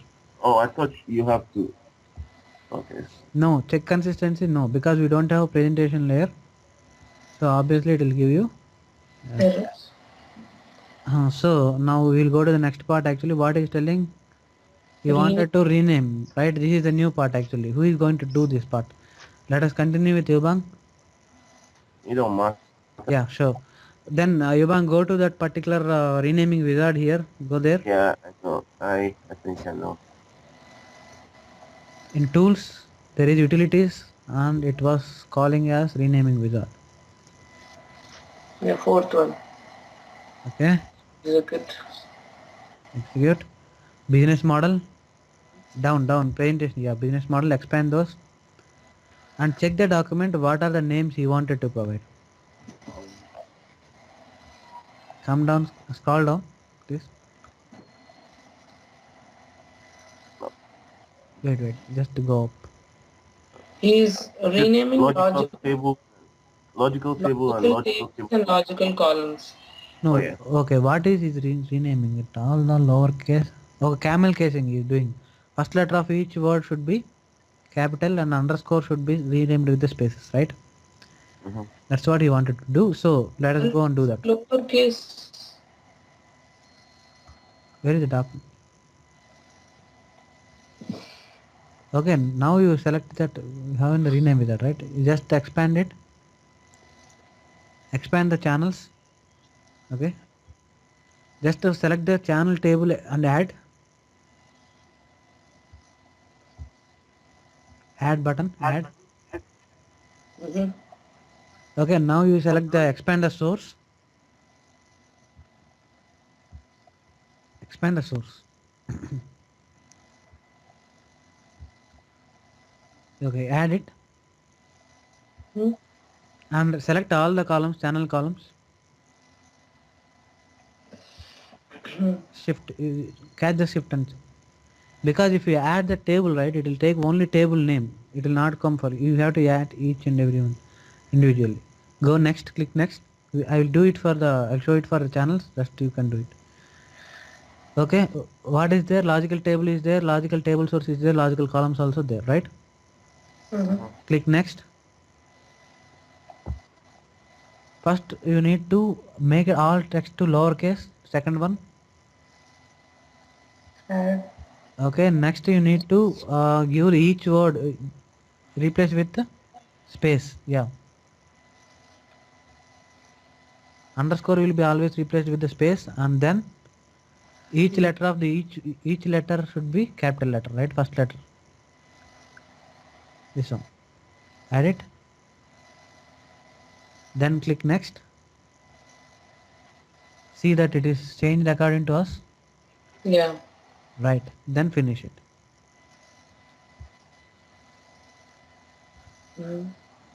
Channels expand. Yeah, channels is already changed. Change, right? This is what, like this we have to change it for remaining things. Okay. Got it? Yeah. So if you see the joints, it would have changed there also. No, giants is not required. This is for display thing, right? Just change No, what. it's display only. Okay. Okay. And this change only occurs in the business. Yeah, this is called in the business model layer, and when you drag these columns into the presentation layer, automatically these names will be reflecting over there, right? So if you change it in the business model layer, automatically it will change it in the presentation layer also. So this is what how you want to do it. Then you'll do the rest of the thing. Actually, next step. What is the next step? Delete unnecessary business model objects which we are not using. Okay. What are the objects we are not using? ID columns. Right. ID columns we are not using it, right? Because we don't want ID columns. The channel ID, because already channel is there, channel class is there. Channel ID we don't want it. Channel total ID. Channel total ID we don't want it, but this channel ID should we need Yeah. it. It is a primary key, right? Yes. So what is telling is delete those columns. We deleted it, identified it and deleted it. Okay.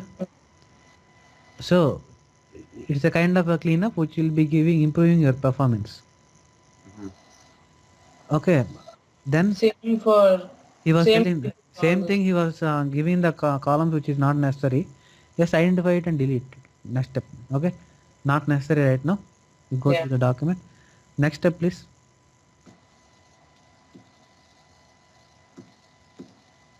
build dimension hierarchies. We will do it for one. And rest the thing actually you have to complete it. Channels. What is telling? Come down. Create dimension. Okay. Same thing you have. You can do it. You have two options to create the dimension hierarchies. One is you can go to the dimension table straight away and just click on right click here and new object. Create logical dimension with level test. Okay. And if you see there actually there is no option in 10G for dimensions for parent and child hierarchies. Okay, that is a new option came in 11G. We'll use this one. It automatically create you one dimension there. The second option, what is the second option? We just create a new object. Yeah, logic table. So it is selected over here though, so that's why it's not giving. If you create select here. Yeah, new object. Logical dimension, then you'll create it, right? Right. So this is what, and if you create like this, you will get only two levels. First level is the total level and second level is detail level. You need to add it in between. Yeah, if you want to add it in between, what you need to do? You need to create a new logical levels parent levels. Yeah. Okay, got it, right? Let us see in the document what are the levels he has been taken, then we will follow with the those levels. Same thing it got for him. Come down and see. Parent level. Parent level, what is the name he has given? Class. Class at level 3. Okay. Element number is level 3 has given. Element. Yeah.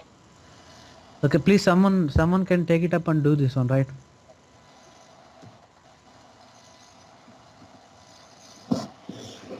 First we'll identify that what are the levels he has been created. First class level he has created. Come Yeah. down, totally down actually. We'll see the entire flow. Then we'll understand.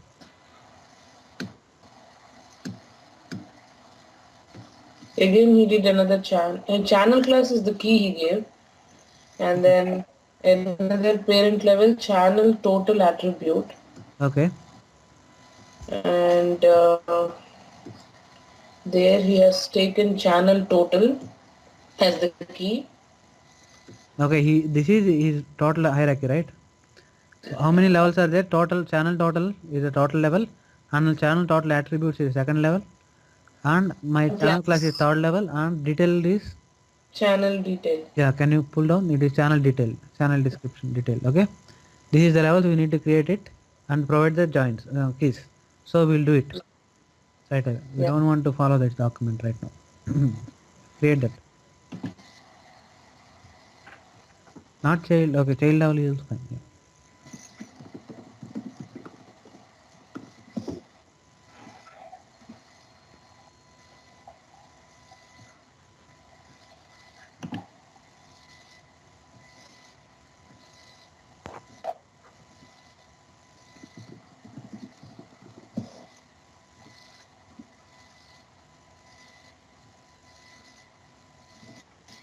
So channel class and channel detail. Channel detail also you need to create one more time, because why I'm telling this one is it is not the flow of this one actually. Correct.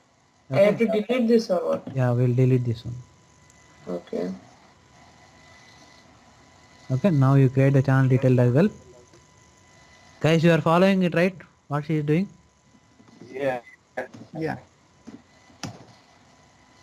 Yeah. Okay, now we assign the key columns. Actually, what are the columns and which level actually? For total, I don't see anything. For total attribute, it is channel total. Right. And for channel class, Channel detailed. Channel class only, right? oh, class is channel class. What did I do? Okay, it's okay. Yeah, it's okay. It's just a name, not a problem. Just a name. Channel class, channel detailed. Channel description. It is a yeah. Primary key. Then you have to create the keys, right? And then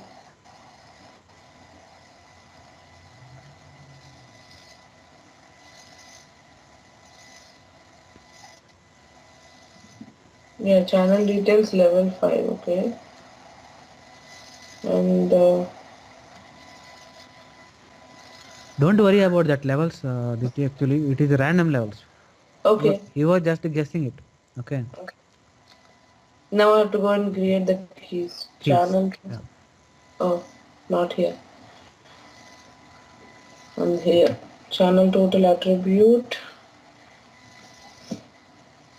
Channel total key will be above. Okay. Channel total use for display. Okay. Channel class.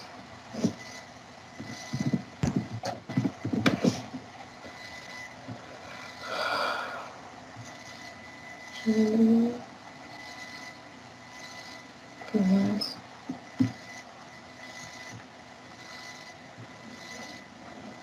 Channel detail.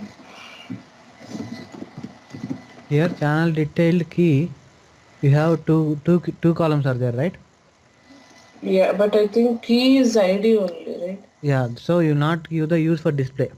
This is ID internally. ID we won't give display. Display will only give the display is the description, right? Okay.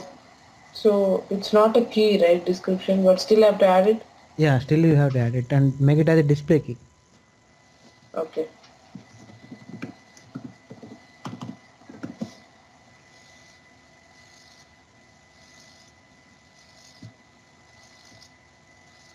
Click OK.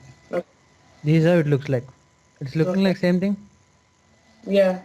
But don't see the symbols actually. It's up and down. Yeah. Okay, this is how we will be creating the hierarchies, and he will tell that to create the same passion for the remaining dimensions also, but he'll give the levels. If you go to the document, he'll give the levels for other dimensions also. Yeah. Yeah, here category, subcategory, detail. He has This given is it. He has given it, right?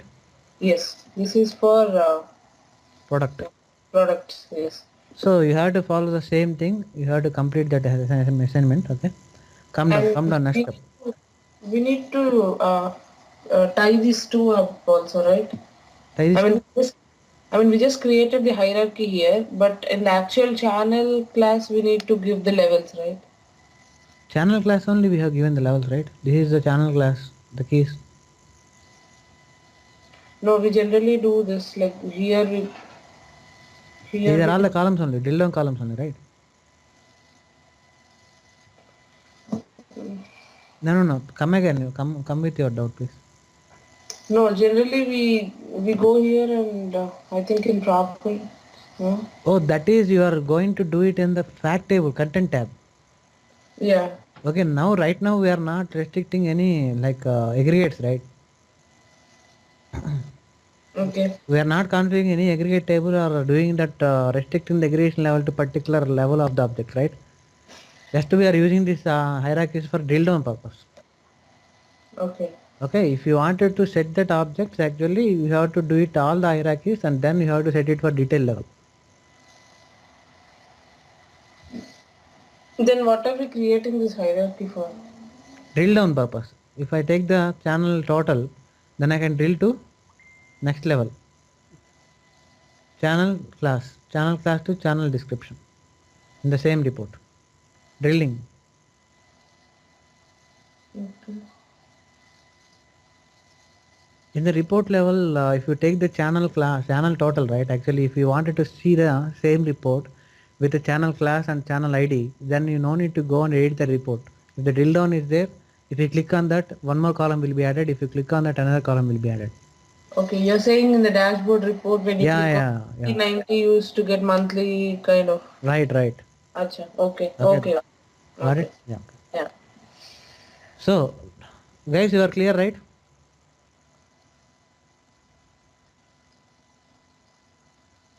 Yeah. Yes, Venkat. Okay. And now we will go for the next level, actually presentation level layer. What is it doing in the presentation layer actually? You'll just copy everything, right? Presentation layer it is same. Just copy the business model layer into the presentation and save. That's it. You just Again, save we it. said do not check global consistency. Okay. Now he should be telling that check the global consistency, right? Yeah, he said don't. Okay, we'll do yes. RBD is consistent with no errors. Wow. Okay. No errors, no warnings for the first time I'm saying. No errors, no warnings. Okay. This is how we'll be building the basic RPD here, and later on if you go into the classes, right, one by one he will be giving you like how to create logical columns and how to configure the aggregates, how to configure these calculation measures. This kind of stuff will be there. We will be following in the class for next week. This is how we are. Okay, you need to practice it. Please do the practice and let me know if you have any doubts. Okay. Right? And okay. What do you have anything to add it? Yeah, yesterday we practiced some queries Okay. and we had some questions. I'll show. I'll open the document. Sure.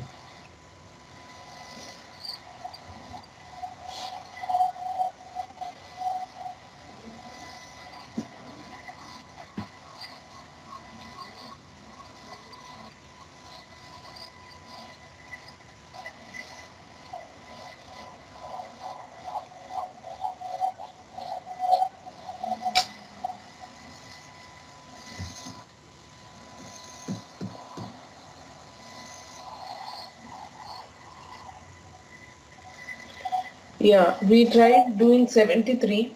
Display your age in days. So I mean, Display whatever your aging dates. age.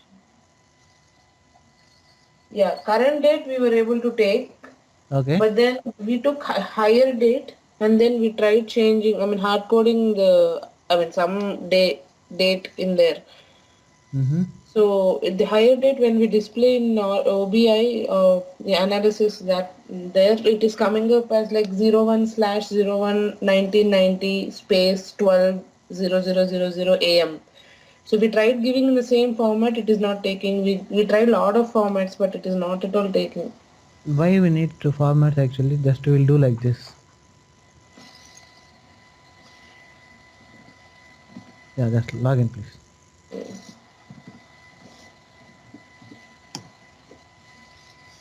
We actually saved that query also what we tried, so I'll show you that one. Query 73.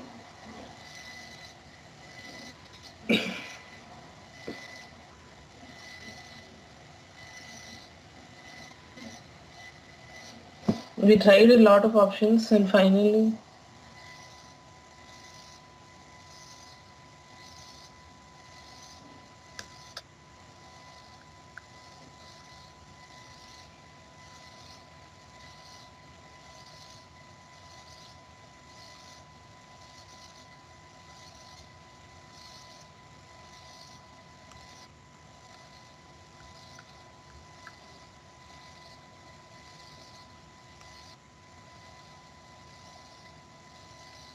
yeah, if we give higher rate, it is coming up fine, Venkat. But if you hard code, because your age in the sense, you will not have it in that column, right?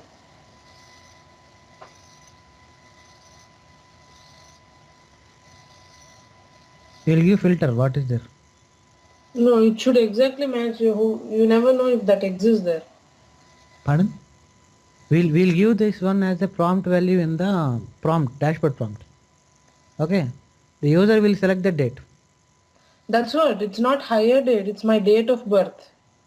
Your date of birth here, but it should be some date only, right? Here the column is not existing. Date of birth, right?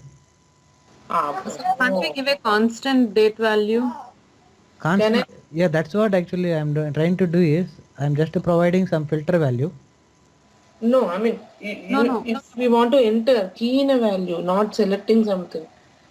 If you want to enter the clean value, then you have to enter the date format. Okay. Correct. So we tried Okay. that, but it was not working. What is the format that we have to give? Let us just give me 1 second. I'll just tell you that. Okay.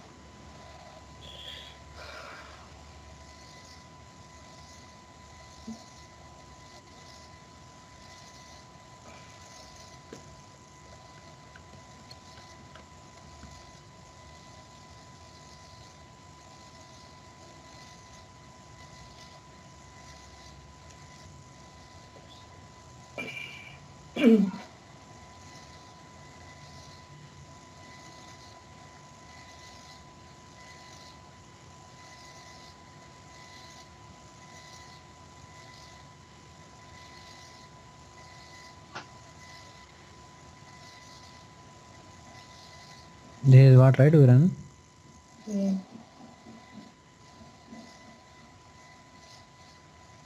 This is the format it's taking. To date. DDMM. Sorry, YYY DDMM. Sorry, YYY That is my current date. Okay. Mm. To date, and this is my hire date. This is, okay, if you come to trunk, right, to date is, this is my current date, right? And this is my hire date. It is taking a date, and first what you need to do is just you need to convert it as a date. To current date, you have to convert it as a date, and then you have to give this format. Correct. But if I want to give my date of birth, how would I do?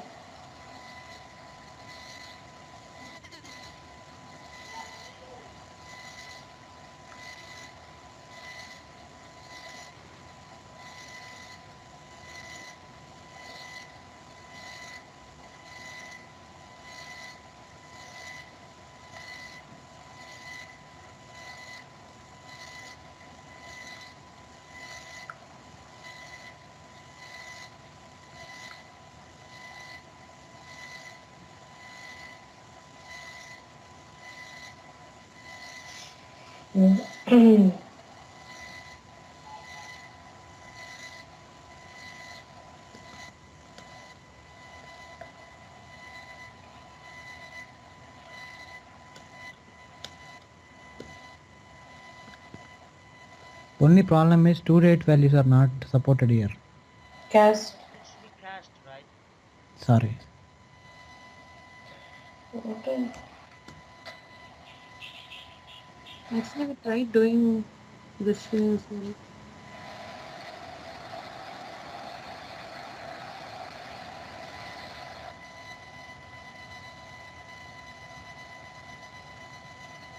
Otherwise, let me edit this format itself, right?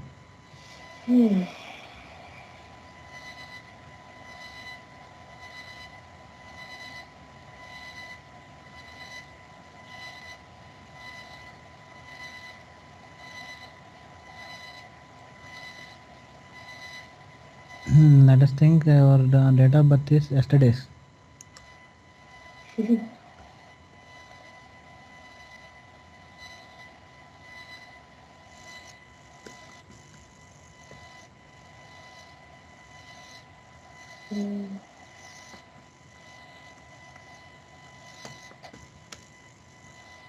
Why? Should we not give the date in single quotes? No, single quotes, yes. If we give it in single quotes, it takes as a varchar.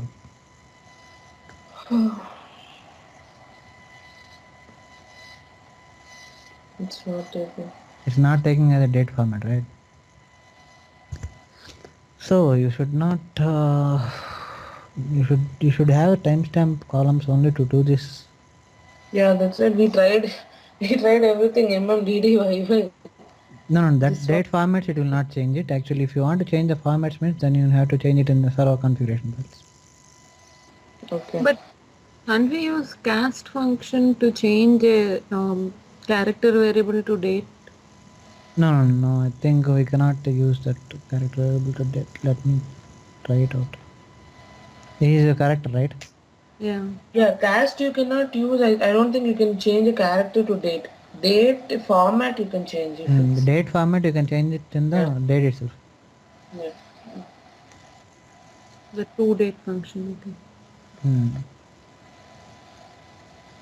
But I was reading this cast option from that function list, so it said that we can change one data type to other data type.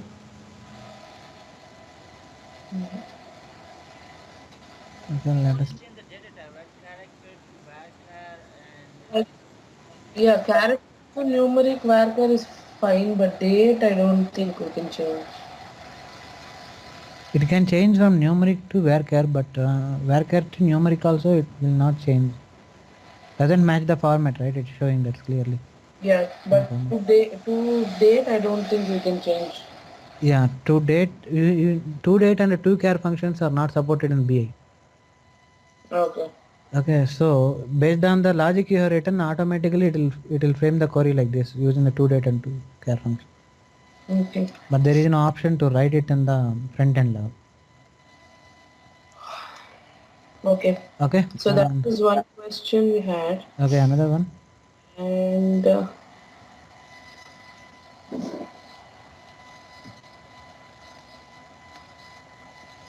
yeah, I think everything was related to date only. So this to-char admins, these are not supported, right, Venkat? These are not supported. Yes. So we cannot run these queries there. You can run it, but different scenarios, not directly with hard code in the values. Okay. As I said, you like we need to give the prompt value, and out of the prompt or Java window, you have to select the time, date of birth. Then we will use that value as a presentation variable to pass it into this report. Got it, right? What I'm saying? Instead of typing it or hard coding it in the effects tab, make it to pass as a date that has been selected in the prompt value. Okay. That will work. Okay. Display the current date as 15th August, February 19. Yeah, this one also we did not find any option like that. Yeah, actually we don't have it. If you want that one, actually you need to write a substring function. Substring function, and just take the date, 2 characters, and separately month and separately year. Oh, okay. Substring 3 comma 2 types. Right. You have to spit it out. Okay, got it. Yeah, but still, that's what I mean. Yesterday, that's what I suggested, but then they just came up with a valid point where if it is first, it has to be ST, second is to ND, and then the remaining will be TH, right? So that we cannot define. No, come again. We have to write a case statement maybe. I mean, if at all the date is 01, you have to append ST. Otherwise, if it is 2, you have to do ND. Yeah, For the that case statement you have to write it inside the substring. Right, we have to write the case statement, right? Okay. Yeah, inside the substring we have to write it. Yeah. Okay. Display the following output for the each row the EMP table, each row of the EMP table. I think this one we did it. Concatenation we tried. Okay, then fine. Yeah. And find the date for the nearest sorted day after the current date. Next day, right? Uh, I think this yeah. we did This we try did not try. Because we were stuck with the until date thing. Yeah, so we left all the date related queries. Next day means actually there will be a little bit big logic here. First you need to find the current Saturday, current day. Okay. And the date of our nearest Saturday after current date. After current date. First you need to find the current day. Current If day and then add. then you have to, what you have to do, you have to find that the current day is Monday, then you have to plus the Yeah, again we need to 5 write days. case statements, right? Right, again case statements, that's what. Yeah, if If it it's is Monday, yeah, 5 days, Tuesday, 4 days, 4 days, Friday means 1 day. Monday. Yeah, That is what actually we need to write it. it's like a programming. Yeah, right. But Okay. that particular program is already set it in database level, so they are using the function next day. Yeah, that is good for SQL, but then report level we Report can't level do. we have to write our logic. Yeah. Okay, and select to char to system from there. This is can we you can write import it as a cache statement if you wanted to change the date as a timestamp. Okay, current it is date and you wanted to display timestamp means cast it as a timestamp. By default, OBIEE will display timestamps. Okay. Venkat, can we import this dual table instead? It's not a dual. Dual is not a table. It's a The database template. System. Yeah. system tables. Yeah, it is a system. Internal System. table for a internal temporary space to do this calculation. Not a table at all. Yeah. Yeah. Question was if we download the system tables. No, that's what I'm telling you. It's Can not we a run this table at dual? all. Dual is Yeah. not a table at all. No, if we put this query in the report, Yeah, that's what I'm telling you. will it not execute? It will execute it. But the thing is that the dual is not a table in the database. So we need to select something like hire date. If at all we need to display date, or if we need to display some character, select some employee name or something, and then go and select from the function, select current date or whatever. Right. Yeah, in the report. So we don't. It's Report. not a table, so we cannot load it, import it. Actually, what the Teja is asking is it might be a table, system table, we can directly import into the OBIEE. Yeah, that's what I'm saying. You Yeah, said right, it's not a table. it's So not a table at all. It is just a function, like it's a kind of a system internal function or a temporary space. right. Okay, where the system parameters are set over there, and you can directly access that. Current date means system current date, database current date, like that functionality. So OBI does not have any such functionality. BA is having, right, current underscore date is a current date. BA is system date. Talking about dual. Dual, There's nothing like yeah, dual. no, not like that. Dual is a database function. Okay. And distinct, do we have any distinct? By default, every query will be fired distinct. Even then, if you wanted to add a distinct, there is an option here. If you go to here, for every table source, the content tab, select distinct value. So whenever this query is fired for the particular table you used, automatically distinct function will be fired. Yeah, okay. So if we select distinct values, then there is no point of doing a summation aggregation, right? It will work or not? Yeah, it will work. For example, your data is having duplicates. Right. So you wanted to only sum the unique values, right? Okay. Actually, if it is Deepthi, you earned 5,000 rupees. Again, the same month it came Deepthi, you earned 5,000 rupees means it is duplicated, right? Right. No, So but the DB2, when we run SQLs, if you do a select distinct, it won't sum up. It will just give a distinct value. I mean, unique value, but it will not sum any values. So that's why I was little, I mean, I had a question. Will it display the, I mean, no. says, DB2 also will sum up actually, but the thing is that after summing up, you will give only one value, right? In detail level, if you are taking distinct, you will be able to see one set of rows. If yes. you are summing up, what happen? All the set of rows will be processed as a single record. Yeah, if you sum up, it's fine. Like if you're selecting select employee name and sum of salary and then giving distinct, yes, it will sum up. But then if you directly give a select distinct employee name or whatever, so even if there are duplicates, it won't sum up, but it will just display one record. Yeah, it will display on record. Yeah, so but here, because last time, yeah, because we give an aggregation on amount sold and quantity sold. So even if we had like multiple rows for Scott and John's, right? When we were displaying, it was displaying the total salary. Total salary, because there is a distinct rows are there. Yeah, that's what. So even if you say distinct, it will sum up. Distinct means actually this is a basic functional, like something like all the rows are duplicate means it will take the distinct. If the amount is repeated twice and the sum of the row value is changed, it will not take it as a duplicate value. It is a different value, right? Mm, For example, you earned yesterday 5,000 rupees and you earned today 5,000 rupees. That is a duplicate value. right. It's not a duplicate, right? That is yesterday. This is Oh, today. including the time, it's not. Yeah, right. If you have all the columns same records, yesterday itself you earned 5,000. Again same record came yesterday itself you earned 5,000. That is a duplicate record. Okay, so you're saying the distinct is at a table level you're talking about. Yeah, what are select class? What are the columns that you selected in select class? If all the rows are same value, that is treated as a duplicate. If the rows has been changed actually, then it will be treated as a distinct value. Okay, that's what. Okay. Right? Yeah, and since we'll have primary keys, we cannot have same rows. Same twice. rows is not there, but sometimes actually primary keys will be disabled, right? Then some duplicates will be coming. Mhm.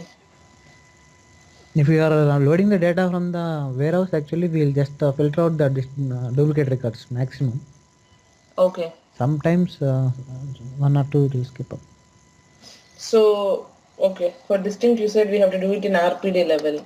RPD level by default it will pull the distinct only. Okay. Still if you file that actually you want distinct, compulsorily every time it is firing you want distinct means you have to do that. Okay. Yeah, I think we did only till here. So So please you can complete up to 120 today. 120. That's 40 here.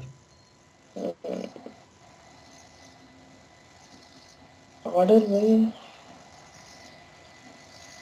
Order by Yeah. is nothing but Order sorting. by sorting. Yeah. Sorting, yeah. Okay. Yeah. Okay. And one more thing here, today is the last class, right, for this week. Day after tomorrow I'm flying back. Might be Oh. I cannot catch you up on the Wednesday again. We need to catch up on the Friday itself. Okay. Okay.